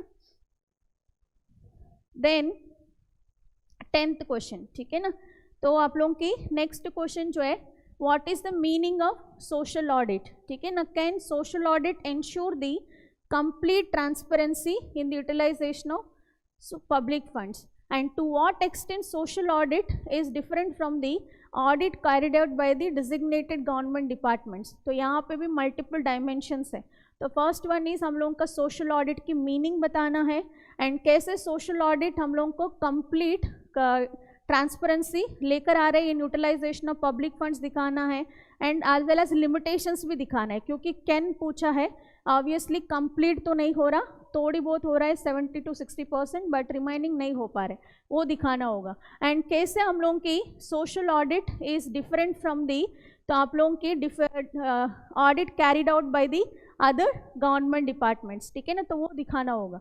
तो फर्स्ट वन इज डेफिनेशन, पता ही आप लोगों का सोशल ऑडिट क्या होता है, it is A performance evolution होती है गवर्नमेंट स्कीम्स के लिए, ऑफिशियल रिकॉर्ड्स की, ठीक है ना। कौन करता है, पीपल करता है, सिटीजन्स ही करता है, ताकि हम लोगों की अकाउंटेबिलिटी मेंटेन कर पाए पब्लिक सर्वेंट्स में, ठीक है ना। तो ये सब हम लोग डेफिनेशन दिखा देंगे। Then we will also start with the how social audit ensure कर रहा है transparency in the utilization of public funds। Obviously it is encouraging the citizen participation, grassroots participation हो रहा है, तो citizens की आवाज़ उठा रही है ताकि स्कीम्स अच्छे से इम्प्लीमेंट हो। तो स्पेशली MG नरेगा की बहुत ज़्यादा इरेगुलरिटीज़ थे इन राजस्थान, तो जन सुनवाई की वजह से, सोशल ऑडिट की वजह से बहुत ज़्यादा रिफॉर्म्स आई है। देन इंश्योर करती है accountability, obviously one of the major component, answerable होना चाहिए जो लोग ने डिसीजन लिया है टू द पब्लिक। तो इसीलिए हम लोगों की Meghalaya is the first state which become the social audit को लॉ बनाई है। तो बहुत सारे स्कीम्स को वो लोग ने इफेक्टिवली इंप्लीमेंट कर रहे हैं, अकाउंटेबिलिटी मैकेनिज्म हो रहा है, तो पब्लिक फंड्स को अच्छे से इस्तेमाल कर रहे हैं। And we can also identify the structural issues like ghost beneficiary, corruption, leakages, इन सब को भी हम लोग एड्रेस कर सकते हैं with the help of social audit. And we can also avoid the misuse of authority, discretionary powers को भी हम लोग कंट्रोल कर सकते हैं with the help of social audit, ठीक है ना। देन हम लोग बताएंगे कंप्लीट तो नहीं है, बट कुछ तक हम लोगों का ट्रांसपेरेंसी को मेंटेन कर रहे सोशल ऑडिट। तो मेजर लिमिटेशंस क्या है हम लोगों के लिए, लैक ऑफ अवेयरनेस है, सब लोगों तो इन्वॉल्व नहीं होता, अवेयरनेस नहीं है, एंड लीगल एनफोर्समेंट नहीं है, ओनली मेघालय में है, ठीक है ना। पॉलिटिकल ब्यूरोक्रेटिक विल भी नहीं है, तो ऑब्वियसली तो ब्यूरोक्रेटिक मतलब रिकॉर्ड्स नहीं देता, रेस्पॉन्स अच्छे से नहीं होता, पॉलिटिशियंस भी नहीं चाहते हैं, तो ये सब हम लोगों के लिए थोड़ी बहुत लिमिटेशंस जो है, इतना अच्छे से सोशल ऑडिट इम्प्लीमेंट नहीं कर पा रहे, ठीक है ना। नेक्स्ट जो हम लोगों की third component of the question, कैसे social audit is different from the designated government departments. Obviously social audit by the society मतलब पीपल, ठीक है ना, बट यहाँ पे डिजिग्नेटेड अथॉरिटीज लाइक गवर्नमेंट की ऑफिशियल्स, कैग हो गया आप लोगों की, चार्टर्ड अकाउंट्स हो गया, तो इस तरह की गवर्नमेंट की जो डिजिग्नेटेड अथॉरिटीज़ जो है, जो लोग करता है आप लोगों के ऑडिट मैकेनिज्म। तो यहाँ पे हम लोग सोशल ऑडिट में ज़्यादातर का सर्विस डिलीवरी मैकेनिज्म के ऊपर ज़्यादा फोकस करता है, बट यहाँ पे फाइनेंशियल इरेगुलरिटीज़ के ऊपर फोकस करता है। कैग ऑब्वियसली आप लोगों को पता ही है, तो एक्सपेंडिचर कंपोनेंट जो होता है एग्जीक्यूटिव की, उसके ऊपर ज़्यादा फोकस करती है। तो इसीलिए हम लोग का डिजिग्नेटेड अथॉरिटीज़ के पास एक्सपर्टाइज होता है, फाइनेंशियल प्रूडेंसी को प्रमोट करता है, बट यहाँ पे सिटीजन्स की इन्वॉल्वमेंट होती है, वो लोग सर्विसेज कैसे प्रोवाइड कर रहे ना कर रहे वो देखता है, ठीक है ना। तो इस तरह की हम लोगों की नेचर दिखा सकते हैं हम लोग। Social audit is bottom up approach है, बट आप लोगों की डिजिग्नेटेड अथॉरिटीज़ की टॉप डाउन अप्रोच, ठीक है ना। तो देन आउटकम भी हम लोग दिखाएंगे कैसे डिफरेंस है। तो कंक्लूजन में हम लोग बात करेंगे दोनों होना बहुत ज़रूरी है, ठीक है ना। वर्टिकल अकाउंटेबिलिटी होना चाहिए as well as horizontal accountability भी होना चाहिए। हॉरिजॉन्टल मीन्स कैग का अकाउंटेबिलिटी होना बहुत ज़रूरी है, एज वेल एज हम लोगों की vertical accountability by the society होना भी ज़रूरी है, ठीक है ना। दोनों को एक्सप्लेन करेंगे हम लोग, ठीक है ना। तो ये है आपकी 10th क्वेश्चन, ठीक है ना। तो 3 पार्ट्स, तीनों पार्ट्स को डायमेंशंस को एड्रेस करना है थोड़ा कम कंटेंट में, ठीक है ना। देन 11th क्वेश्चन, ठीक है ना। तो अकाउंटेबिलिटी ब्रीड करती है रेस्पॉन्सिबिलिटी को, स्टेटमेंट, ठीक है ना, कोट, ठीक है। Then how can accountability mechanism strengthen करती है एथिकल डायमेंशंस को। तो first part and second part is what are the major challenges to ethical governance, ठीक है ना। तो 2 पार्ट से डायरेक्टली, तो ऑब्वियसली हम लोग स्टेटमेंट को एक्सप्लेन करेंगे इन इंट्रोडक्शन, ठीक है ना। तो अकाउंटेबिलिटी क्या होती है, रेस्पॉन्सिबिलिटी क्या होता है, हाउ अकाउंटेबिलिटी ब्रीड करती है रेस्पॉन्सिबिलिटी को, वो दिखाएंगे इंट्रोडक्शन में। ऑब्वियसली अकाउंटेबिलिटी का मतलब क्या है हम लोग का, we will public official has to be answer to of their decision outcome and actions को to the public and law, ठीक है ना। तो इसीलिए उन लोग अकाउंटेबल होना बहुत ज़रूरी है, आंसरेबिलिटी होना चाहिए। देन रेस्पॉन्सिबिलिटी मतलब taking responsibility, sense of duty होना चाहिए, परफॉर्मेंस अच्छे से करने हॉनेस्टीली, ठीक है ना। तो देन अकाउंटेबिलिटी की वजह से आंसरेबिलिटी कंपोनेंट आती है। In order to make the answerability तो we need to make the मतलब परफॉर्मेंस आप लोग अच्छे से करना पड़ेगा, रेस्पॉन्सिबल मैनर में करना पड़ेगा। तो इसीलिए हम लोगों के लिए in order to avoid criticism, maintaining public trust and maintaining efficiency in the performance we need responsibility. वो रेस्पॉन्सिबिलिटी कैसे आएगी, with the help of accountability आएंगी, तो वो हम लोग इंट्रोडक्शन में दिखा देंगे।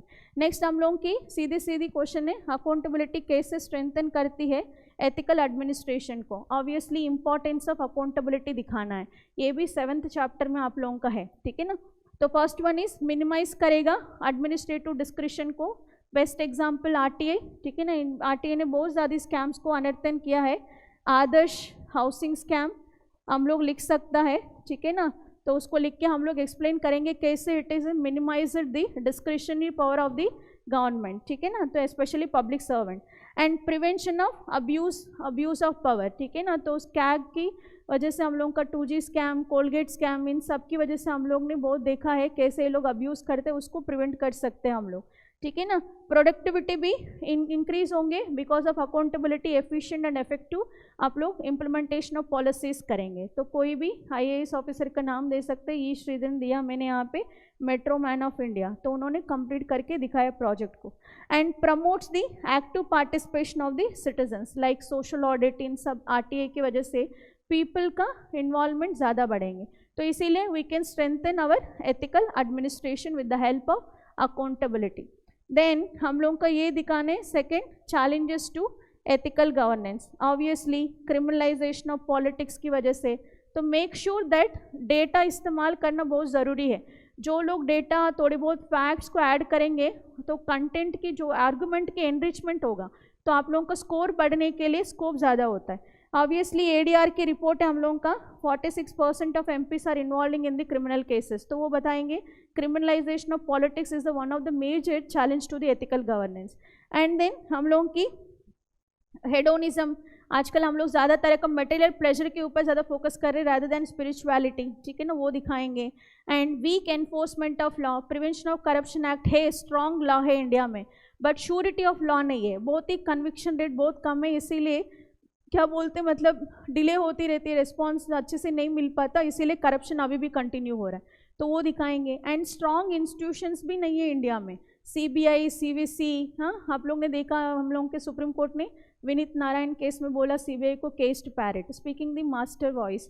तो इस तरह की बहुत सारी चैलेंजेस हैं हम लोगों की एथिकल गवर्नेंस के लिए, 2-3 चैलेंजेस बता देंगे एंड लास्ट में इस चैलेंजेस को हम लोग रेक्टिफाई करेंगे, ठीक है ना।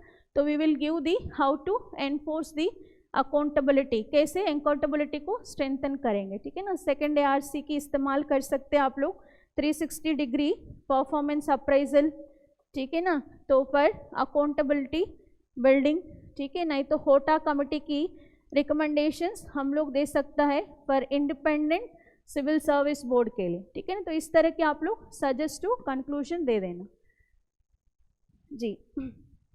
नेक्स्ट जो हम लोगों की public service is a public trust, ठीक है ना, and require the employees to place loyalty to the constitution, first part, and laws की, and third one is ethical principles की, ठीक है ना।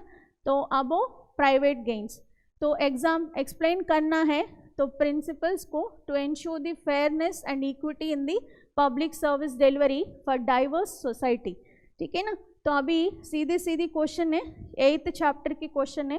तो public service is a public trust होता है, तो पब्लिक सर्विस को इफेक्टिव बनाने के लिए एम्प्लॉयज़ को क्या करना चाहिए, लॉयल टू कॉन्स्टिट्यूशन होना चाहिए, लॉ की लॉयल्टी होना चाहिए, एंड एथिकल प्रिंसिपल्स को फॉलो करना चाहिए, देन हम लोग पब्लिक सर्विस को इफेक्टिवली बना पाएंगे, ठीक है ना। तो डाइवर्स कम्युनिटीज़ की नीड्स को एड्रेस कर पाएंगे।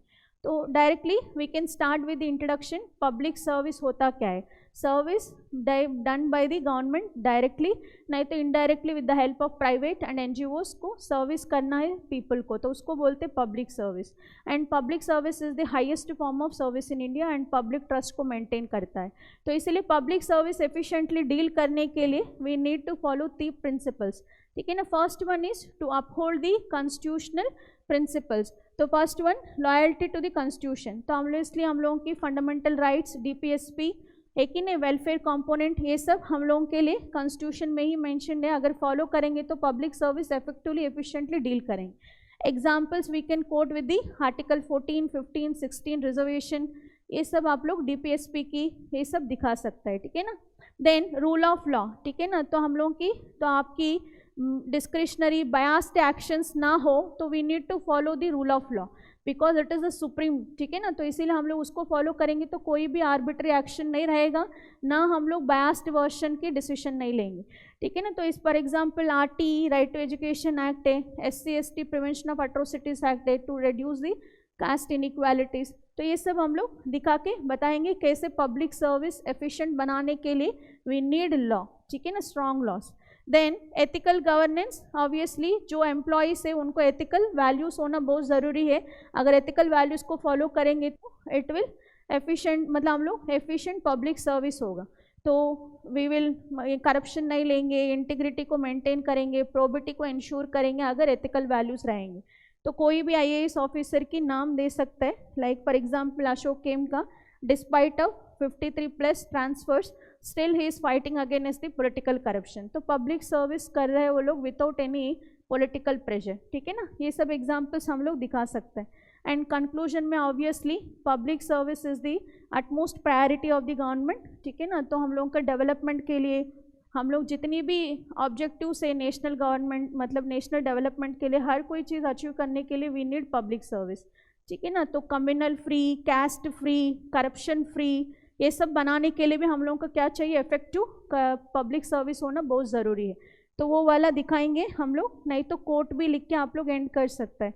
तो महात्मा गांधी की कोट है, the best way to find yourself is lose yourself in the service of others, ठीक है ना। तो इस तरह के आप लोग एंड कर पाएंगे 12th क्वेश्चन को। Then 13th question part A की, ठीक है ना। तो 10 मार्क्स की क्वेश्चन है, बट ऑब्वियसली केस स्टडी दिया है यहाँ पे।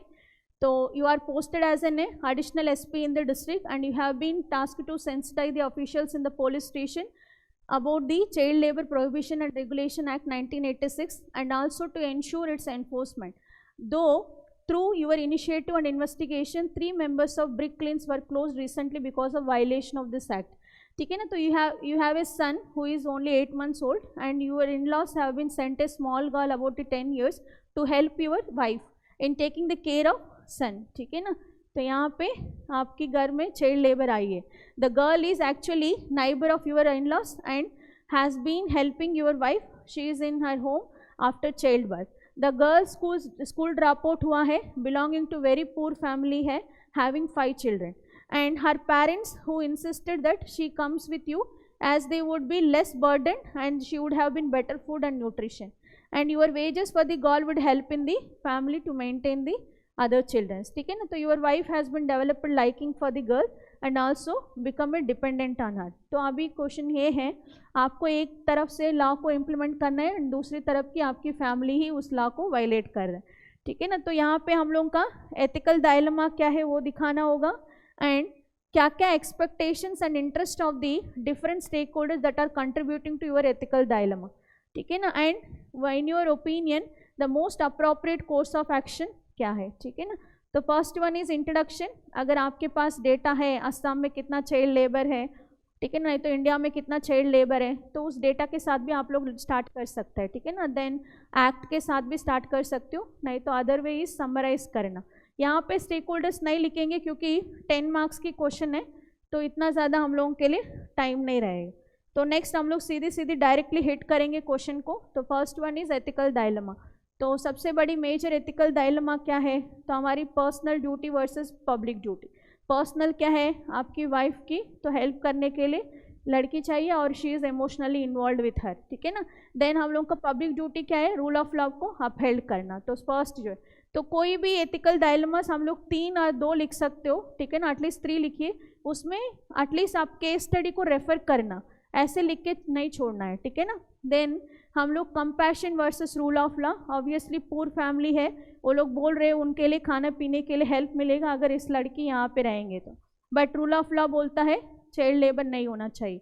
देन कॉन्स्टिट्यूशनल मोरालिटी जो है हम लोगों का आर्टिकल 23 एंड 24 चाइल्ड लेबर को अबॉलिश करता है, बट यहाँ पे आपकी फैमिली इमोशनली इन्वॉल्व है, ठीक है ना। देन डियोंटोलॉजिकल, आपकी ड्यूटी है, क्या है आपका duty, means versus ends.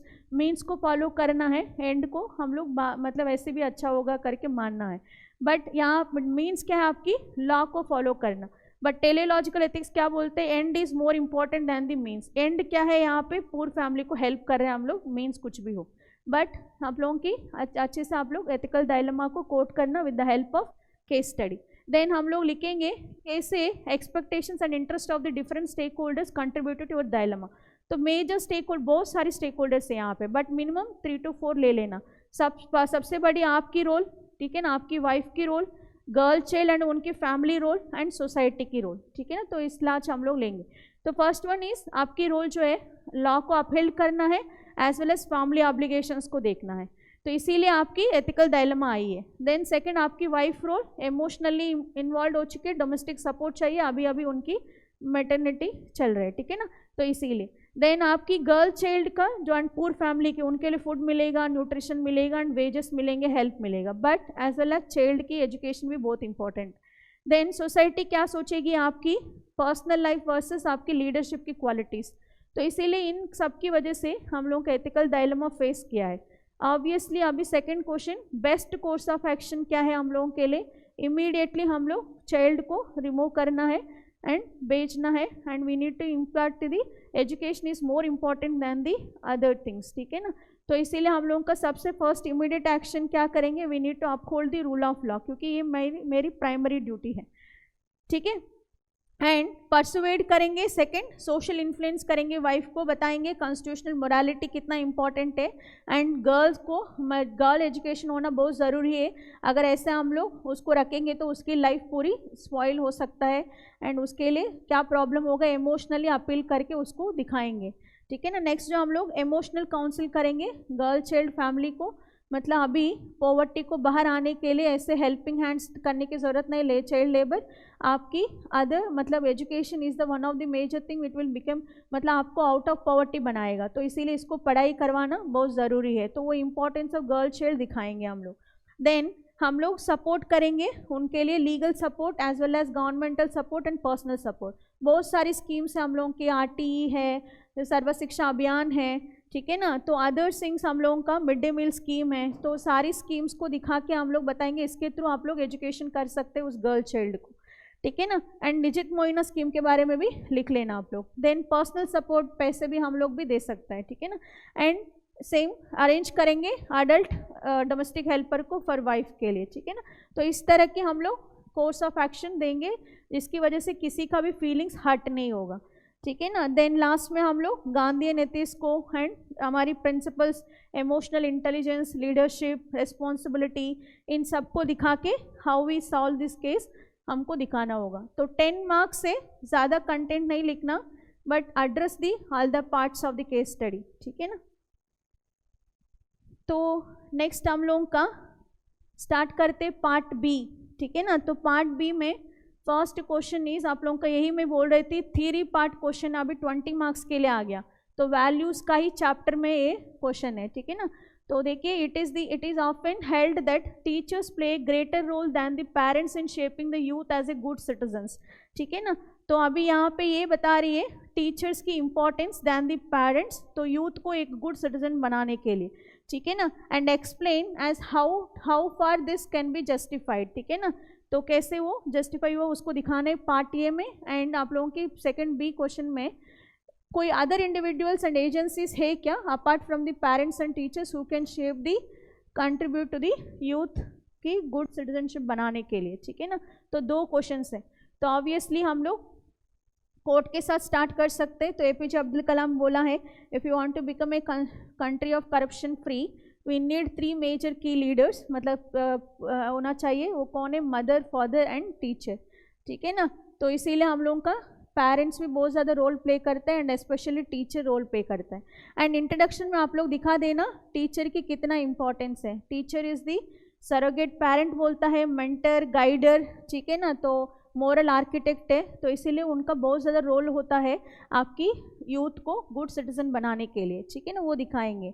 And first part ही हम लोगों का ये, ठीक है। तो how teachers play the greater role in shaping the ethical citizens among the youth, ठीक है ना। सबसे बड़ी क्या है? थ्रू एजुकेशन, ठीक है ना। मोरल एजुकेशन करेंगे लोग, वैल्यूज सिखाएंगे, हॉनेस्टी, डिसिप्लिन, ठीक है ना, एम्पैथी, कंपैशनेट, ये सब हम लोग बता सकते हैं। And teachers as a guider and mentor की तरह हम लोगों के लिए इक्विटी, सोशल हार्मोनी, ये सब भी प्रोवाइड करता है, ठीक है ना। एंड इंस्पिरेशनल स्टोरीज को भी इस्तेमाल करेगा ताकि यूथ को गुड सिटीजन बनाने के लिए, महात्मा गांधी जी की स्टोरी, एपीजे अब्दुल कलाम की स्टोरी, तो इस तरह के हम लोग दिखाएंगे। एंड ऑब्वियसली साइंटिफिक टेम्पर भी प्रमोट करेंगे because of academic excellence, teaching via syllabus के थ्रू, ठीक है ना। And they can also utilise the instrumental methods like punishment and reward. जो लोग हॉनेस्टी दिखाएंगे उनके लिए रिवॉर्ड दे देंगे। देन जो लोग अच्छे से पढ़ नहीं पा रहे, नहीं तो एथिकल वैल्यूज़ को डिग्रेडेशन कर रहा है, तो उनके लिए पनिशमेंट दे के भी teacher can promote the ethical values among the youth, ठीक है ना। तो these are the some methods how teachers play the greater role. But however ऐसे नहीं है पेरेंट्स भी कुछ नहीं कर रहा, पेरेंट्स भी करते हैं, है कि नहीं। सबसे बड़ी जो है first informal socialisation of education, socialisation of values कौन करता है? फैमिली करता है। तो क्योंकि child is first exposure to the family itself. Child is like a blank slate होता है, एक रॉ क्ले होता है जहाँ पे पेरेंट्स ही मोल्ड करता है उनके एटीट्यूड को, उनकी थॉट को, उनकी एथिकल वैल्यूज़ को। तो इसीलिए फैमिली भी सबसे ज़्यादा सिग्निफिकेंट रोल प्ले करता है। देन सेकंड हम लोगों का आता है टीचर्स। तो यहाँ पे हम लोगों का फर्स्ट फॉर्मल वे होती है आप लोगों की सोशलाइजेशन ऑफ एथिकल वैल्यूज़ के लिए, ठीक है ना। तो इसीलिए हम लोग दोनों ही दिखाएंगे यहाँ पे, क्योंकि 20 मार्क्स है तो डायमेंशंस बढ़ाना पड़ेगा, ठीक है ना। तो रोल ऑफ पेरेंट्स तो हम लोग दिखा सकते हैं कैसे पेरेंट्स आपको एथिकल वैल्यूज़ प्रमोट करता है इन टर्म्स ऑफ कंडीशनल लर्निंग, ठीक है ना। तो लाइक एम्पैथी, कंपैशन, ये सब हम लोगों के लिए ओबीडियंस के थ्रू सिखाएंगे। ऑब्जर्वेशन लर्निंग, बच्चे ही पेरेंट्स को देख के सीखते हैं वैल्यूज़, ठीक है ना। इमोशनल इन्वॉल्वमेंट होंगे, ठीक है ना। आइडेंटिटी लर्निंग होगा, तो ये सब हम लोग दिखाएंगे। Parents will also make the youth good citizens, ठीक है ना। तो विथ एग्जाम्पल्स कोट कर देना। देन अदर एजेंसीज आप लोगों के लिए apart from the teachers, parents, तो हम लोग का और कौन कौन है यूथ को एथिकल सिटीजन बना सकता है? सबसे बड़ी कौन है? पीयर इन्फ्लुएंस, ठीक है ना। उनकी फ्रेंड सर्किल, शेयरिंग, केयरिंग, ठीक है ना। अगर पीयर अच्छा रहा तो वो लोग एथिकल सिटीजन बनेंगे। अगर पीयर अच्छा नहीं रहा, ड्रग अब्यूज़, ठीक है ना, ये सब चीज़ें हम लोगों के ज़्यादा हो सकता है, ठीक है ना। तो वो दिखाएंगे। देन सोसाइटी भी बहुत ज़्यादा रोल प्ले करती है आप लोगों की इमोशनल डेवलपमेंट के लिए, एथिकल सिटीजन डेवलपमेंट के लिए। लाइक फॉर एग्जांपल एम्पैथी सिखाएंगे, सिविक रेस्पॉन्सिबिलिटी सिखाएगा, ठीक है ना।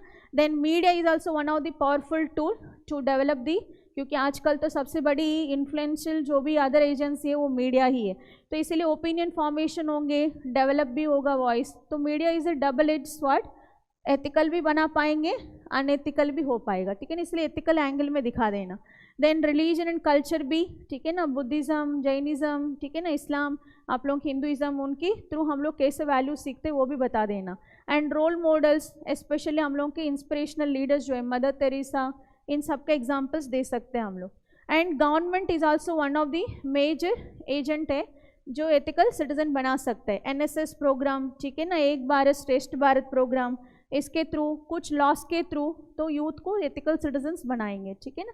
तो ये सब रोल दिखा के we can and with the any quote, नहीं तो वैल्यूज़ कैसे इंपॉर्टेंट है इन कंक्लूजन, ठीक है ना। तो इन सब की रोल कितना इंपॉर्टेंट है for making the youth powerful citizens, ठीक है ना।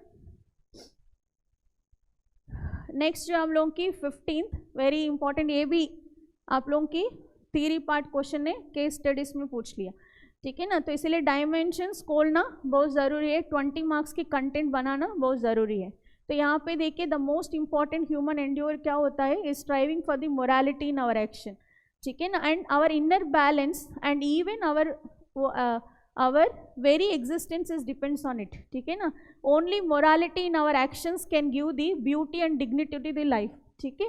तो ये अल्बर्ट आइंस्टीन की कोट है, discuss in detail citing the examples. यहाँ पे 3 कंपोनेंट्स है, देखिए पहले तो हम लोगों की मोरालिटी क्यों इम्पॉर्टेंट है वो दिखाना है, एंड कैसे हमारी इनर बैलेंस एंड हमारी existence is depending on it morality के ऊपर, and how morality will lead to beauty and dignity to the life, ठीक है ना। डिस्कस बोला है, obviously we will give the second dimension, मतलब नेगेटिव कनोटेशन भी देना बहुत ज़रूरी है। तो सबसे बड़ी इंट्रोडक्शन हम लोग क्या करेंगे, मोरल्स होता क्या है, what do mean by morality, तो वो दिखाएंगे। तो क्या होता है morality, is the belief and values of the individuals based on which one can determine the what is good और bad and what is right और रॉन्ग, ठीक है ना। तो मोरल्स लाइक आप लोगों के एग्जाम्पल्स, ठीक है, आपके ओपिनियन क्या है लिव इन रिलेशनशिप के ऊपर, ठीक है ना, thinking of stealing, telling truth, तो ये सब हम लोगों की मोरल्स के एग्जाम्पल्स है। क्यों फॉलो करते हैं मॉरल्स हम लोग, क्योंकि हमारी इनर पीस के लिए, इनर सेटिस्फैक्शन के लिए। अगर नहीं फॉलो करेंगे तो गिल्ट फील होगा, कॉग्निटिव डिसोनेंस आ जाएंगे, डिप्रेशन बढ़ जाएगा, तो इसीलिए we will always follow the moral values, ठीक है ना। देन हम लोग दिखाएंगे morality is the combination of self regulation as well as the empathy, understanding the feelings of others. Then हम लोग फर्स्ट पार्ट स्टार्ट करेंगे is how morality in our actions can give the beauty and dignity to the life, ठीक है ना। तो ये सब हम लोगों की इंट्रोडक्शन में आएंगे। देन हम लोग बताया क्यों हमारी मोरल को क्यों फॉलो करते हैं हम लोग, बिकॉज ऑफ दिस, ठीक है ना। सेकेंड पार्ट यहाँ पे हम लोग थर्ड डायमेंशन दिखा रहे हैं, morality in our action will give the beauty and dignity to the life, ठीक है ना। ऑब्वियसली इनर सेटिस्फैक्शन मिलता है, we always think about the moral uprightness.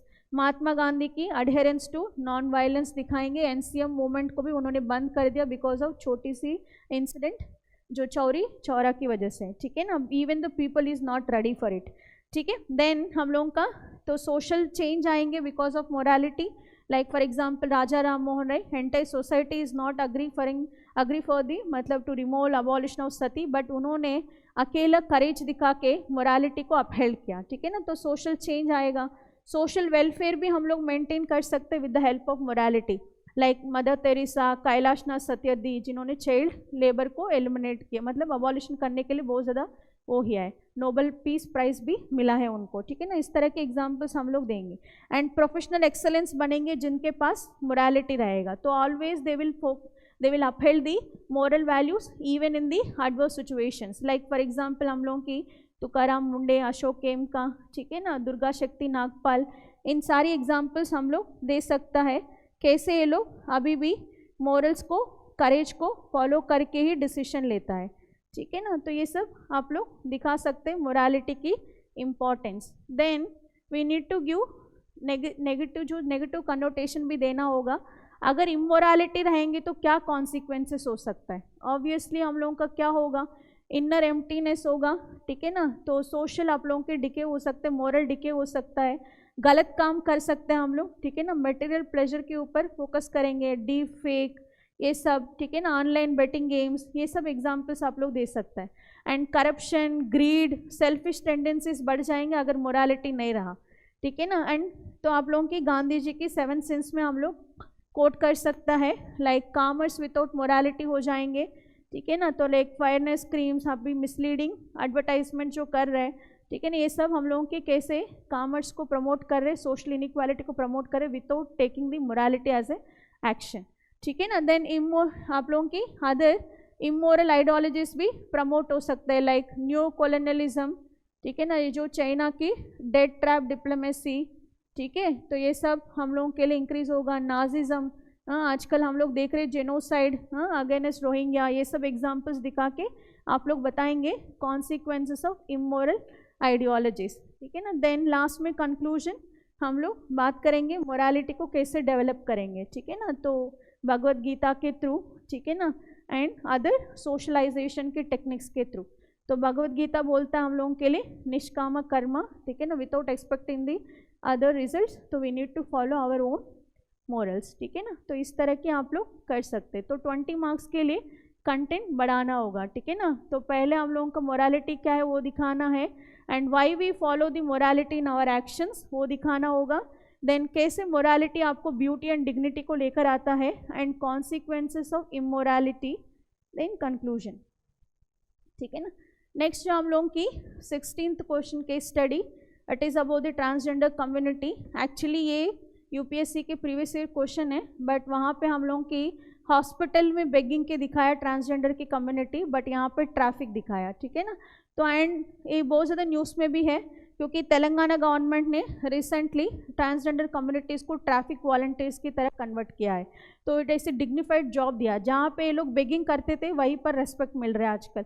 तो ये सब की वजह से न्यूज़ में भी था, इसीलिए ट्रांसजेंडर कम्युनिटी के बारे में ये लोग ने केस स्टडी दिया, ठीक है ना। तो obviously case begging is very common at the traffic intersection by the some of the members of the transgender community, particularly in the busy cities. And you have been serving as a district commissioner in the district. The police and the civic society report you to curb the practice and avoid करना है traffic hazard को, as well as ensure करना है safety of the communities.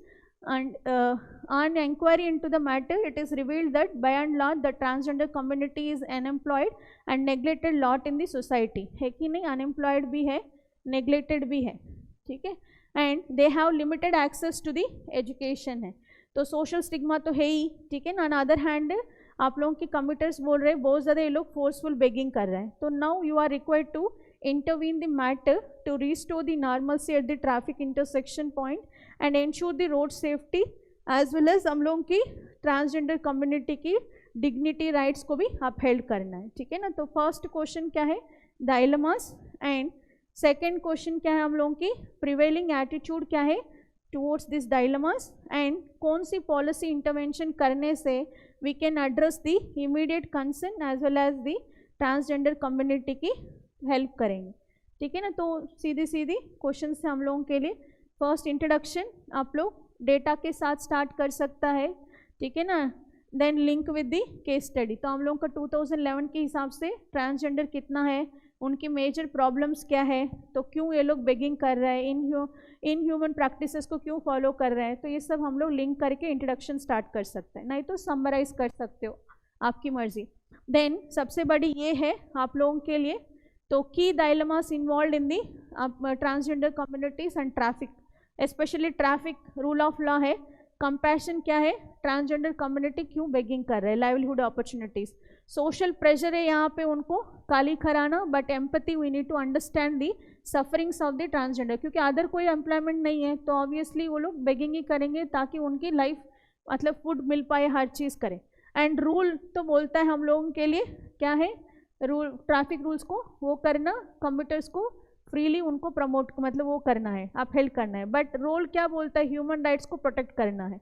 And equality and equity, तो equity क्या बोलती है, helping the transgender community, but equality बोलते हैं हर कोई कम्युनिटी इज इक्वल, ठीक है ना। तो then justice theory versus utilitarianism, तो जस्टिस थ्योरी में ट्रांसजेंडर कम्युनिटी को जस्टिस दिलाना, utilitarianism is greatest benefit for the greatest number of people, ठीक है ना। हर कोई एथिकल डायलेमा के नीचे आप लोग केस को रिलेट करना पड़ेगा, ठीक है ना, एटलीस्ट 1 लाइन नहीं तो 2 लाइन एक्सप्लेन करना पड़ेगा. देन प्रिवाइलिंग सोशल एटीट्यूड क्या है which is shaping this dilemmas.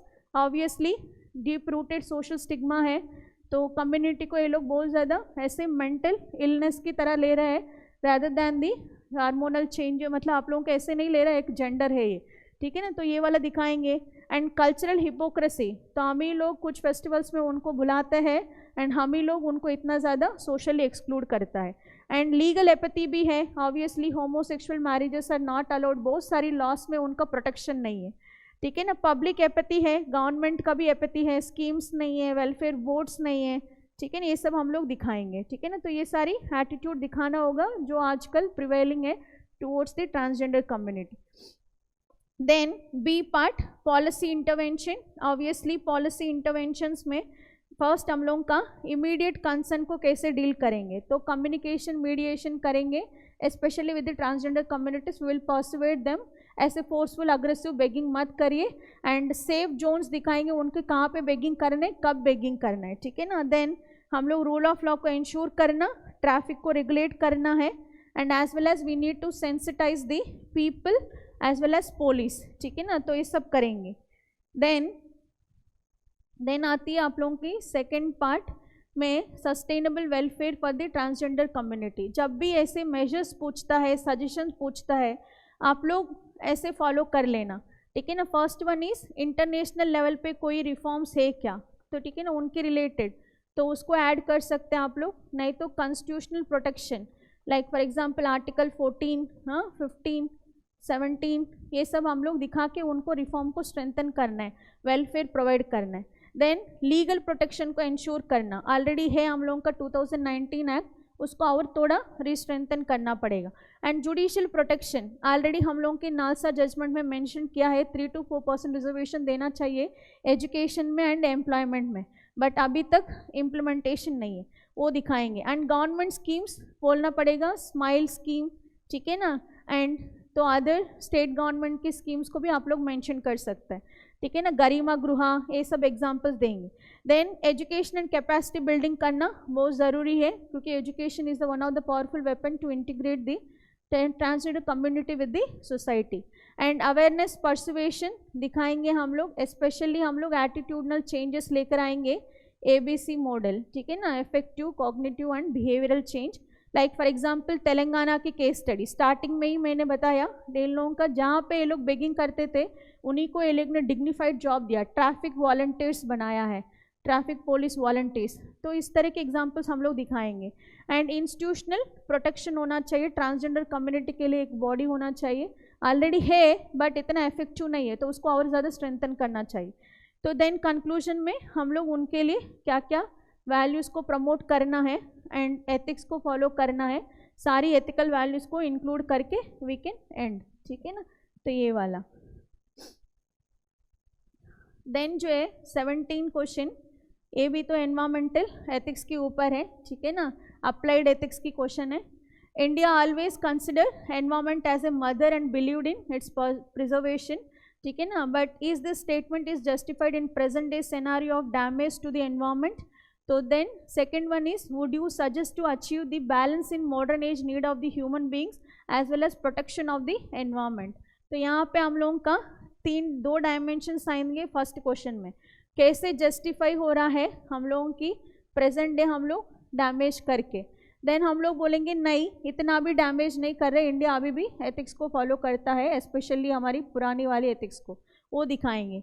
Then हम लोग सजेस्ट करेंगे मेजर्स को. Obviously we will start with the quote Mahatma Gandhi ji की, earth provides the enough to everyone need, not for the everyone greed, ठीक है ना. नहीं तो आप लोग स्टार्ट करेंगे linked with the Vedas and हम लोग का कैसे अग्नि, आप लोगों का हर कोई भगवान को हम लोग नेचर गार्ड्स को बनाए थे ताकि एनवायरनमेंट को प्रोटेक्शन कर पाए, अभी की नहीं है, हम लोगों का पुरानी से ही है हमारी वैल्यू, ठीक है ना. तो एनवायरमेंटल एथिक्स को स्टार्ट करेंगे हम लोग, ठीक है ना. देन स्टार्ट करेंगे कैसे एक कंटेम्प्रेरी डैमेज क्रिएट करें एनवायरनमेंट के लिए. ऑब्वियसली तो हम लोग ये स्टेटमेंट अभी रिलेवेंट नहीं हो पा रहा because we are creating more damage to the environment, specially environmental pollution, air pollution, water pollution, soil pollution, है कि नहीं। गुवाहाटी अभी is the most polluted city in the in India, in the world. Delhi, ठीक है, इस तरह की मोर देन 20 टॉप 20 में 10 to 11 सिटीज़ हमारी इंडिया की है। तो वो सब डेटा दे सकते हैं आप लोग, ठीक है ना। वाटर पोल्यूशन दिखा सकते हैं हम लोग, रिवर वाटर पोल्यूशन, ठीक है ना, कितना ज़्यादा हम लोगों की गंगा यमुना ये सब पोल्यूटेड हो चुका है, ठीक है ना। सॉइल पोल्यूशन का भी एग्जाम्पल्स दे सकते हैं आप लोग। And deforestation, in the name of economic development we are encroaching with the environment, sorry आप लोगों की एनवायरमेंट की नेशनल पार्क्स, फॉरेस्ट रीजन्स को हम लोग बहुत ज़्यादा इंक्रोच कर रहे हैं, नेचुरल वो सारी चीज़ों को, तो उसको बोल सकते हैं हम लोग डिफॉरेस्टेशन, ठीक है ना। देन वाटर क्राइसिस बढ़ रहे बिकॉज ऑफ ओवर एक्सट्रैक्शन कर रहे हैं हम लोग इंडस्ट्रियल पर्पस के लिए, हाँ, डोमेस्टिक पर्पस के लिए, ये सब के लिए। And waste and plastic crisis भी ज़्यादा हो गया है, तो अभी तो हम लोग को बहुत ज़्यादा मैरीन पोल्यूशन बढ़ रहा है, तो क्लाइमेट चेंज की इफेक्ट्स भी आप लोग दिखा सकते हैं। बट हावेवर हम लोग इतना भी डैमेज नहीं कर रहे, अभी भी इंडिया फॉलो करता है एनवायरमेंटल स्पिरिट को। लाइक फॉर एग्जांपल हम लोग सस्टेनेबल डेवलपमेंट को फॉलो करता है with the help of environmental impact assessment लेकर आया, एनवायरमेंटल प्रोटेक्शन एक्ट लेकर आया। India is the first country जिन्होंने कॉन्स्टिट्यूशनल वैल्यूज़ को एनवायरमेंटल के एंगल की डाला है। DPSP जैसे इंदिरा गांधी ने अटेंड की थी 1972 जो एर्थ समिट है, उसके तुरंत आके हम लोग ने कॉन्स्टिट्यूशन को मॉडिफाई किया, 42nd कॉन्स्टिट्यूशनल अमेंडमेंट एक्ट। ये सब हमारे लिए स्पिरिट है जहाँ पे हम लोग एनवायरनमेंट को अभी भी वैल्यू करता है। तो कॉन्स्टिट्यूशनल एंड लीगल प्रोटेक्शन दिखाएंगे, ठीक है ना, बहुत सारी लॉस है, wild life protection act, environmental protection act, ठीक है ना, ये सब लॉस को दिखा सकते हैं। And global agreements like Paris agreement को फॉलो करते हैं हम लोग, ठीक है ना, हर कोई अग्रीमेंट हम लोग फॉलो किया है। एंड ग्लोबल कोऑपरेशन को भी हम लोग अडहेर करते हैं, हम लोग ने खुद ही फॉर्म किया है इंटरनेशनल सोलर अलियंस, ठीक है ना, ये सब आप लोग दिखा सकते हैं। अभी भी हम लोग एथिकल साउंडिंग करते रहता है, लाइक जो लास्ट टाइम की हमारी एनवायरमेंटल डे में प्राइम मिनिस्टर सर ने प्रोजेक्ट लाइफ लेकर आया, लाइफस्टाइल फॉर द एनवायरनमेंट। तो ये सब हम लोग एग्जांपल्स दिखा के बताएंगे, इतना भी हम लोग मतलब डैमेज नहीं कर रहे, we are still following our ethical values from the past, ठीक है ना। देन मेजर्स, तो बैलेंस्ड अप्रोच के लिए हम लोग क्या क्या मेजर्स लेंगे, तो ऑब्वियसली एनवायरमेंटल गवर्नेंस को स्ट्रेंथन करने, जो भी एग्जिस्टिंग लॉस है उसको और थोड़ा बढ़ाना है, CPCB, SPCB, इस तरह की इंस्टीट्यूशन को रीओरिएंटेशन करना है। पॉलिसी गवर्नेंस रिफॉर्म्स लेकर आने, आपकी स्टेट की क्लाइमेट चेंज की गोल से वो दिखा देना। एंड डिसेंट्रलाइजेशन की, लोकल ट्राइब्स को, हाँ, लोकल कम्युनिटीज़ को कैसे इस्तेमाल करने वो दिखाइए। टेक्नोलॉजिकल लेवल में हम लोग क्या करेंगे, ठीक है ना, ग्रीन एनर्जी, सस्टेनेबल डेवलपमेंट के बारे में बात करिए, ठीक है। तो पब्लिक अवेयरनेस, हाँ, कॉर्पोरेट एनवायरमेंटल रिस्पॉन्सिबिलिटी, CSR ही नहीं है, CER भी होना चाहिए, ठीक है ना। ये सब आप लोग इंडिविजुअल रिस्पॉन्सिबिलिटी, जापान की केस स्टडी, नीदरलैंड की केस स्टडी, ये सब दे के हम लोग वी कैन एंड हाईलाइट कर देना असम गवर्नमेंट की इनिशिएटिव्स, ठीक है ना, स्पेशली फॉर द एनवायरनमेंट, ठीक है ना। गजमित्रा स्कीम हो गया, अदर जो भी स्कीम्स है, इनिशिएटिव्स है गवर्नमेंट की, वो सब आप लोग हाईलाइट कर सकते हैं। देन जो है लास्ट, सॉरी, और एक केस स्टडी है, तो आप लोगों का एक और केस स्टडी है, the considerable volume of waste is posing the threat to small towns as well as cities, the landfill sites are facing the problem of over capacity. So towns having endured to have waste to energy plants to mitigate the problem to some extent.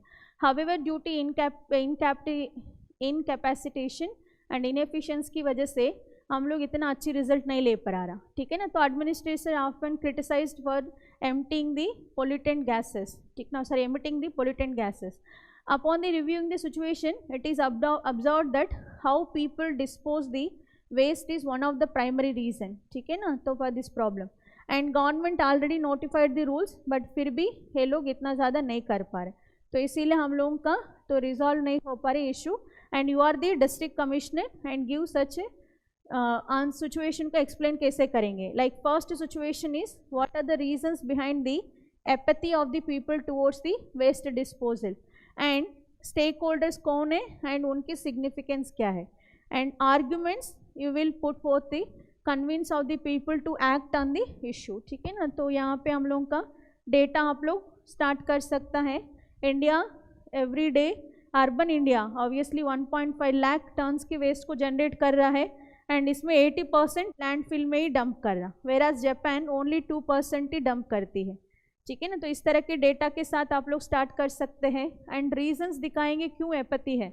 Obviously enforcement नहीं है, apathy ज़्यादा है, ठीक है ना। तो उनको लगता है ऐसे चलेगा, ऐसे ही चलता है, एटीट्यूड में रहता है, ठीक है ना। सिविक रिस्पॉन्सिबिलिटी बहुत ही कम है, ठीक है ना। हैबिचुअल ऑफेंडर्स, एस्केपिज्म, कल परसों, इस तरह की एटीट्यूड को हम लोग फॉलो करता है, ठीक है ना। लो एनवायरमेंटल अवेयरनेस है एंड लोकल बॉडीज़ भी इतना ज़्यादा स्ट्रॉन्ग एनफ नहीं है, उनके पास ना रिसोर्सेज है ना साइंटिफिक टेक्नोलॉजी है ताकि ये वेस्ट टू एनर्जी को अच्छे से कर पाएंगे, नहीं कर पा रहा, ठीक है ना। मोरल रिस्पॉन्सिबिलिटी भी बहुत कम है। तो आप लोग कुछ पॉइंट्स दिखा के क्यों एपैथी है पीपल को टुवर्ड्स द वेस्ट डिस्पोजल वो दिखा देना, ठीक है ना। देन स्टेक होल्डर्स कौन है एंड उनकी सिग्निफिकेंस क्या है, दोनों को क्लब कर सकते हैं हम लोग।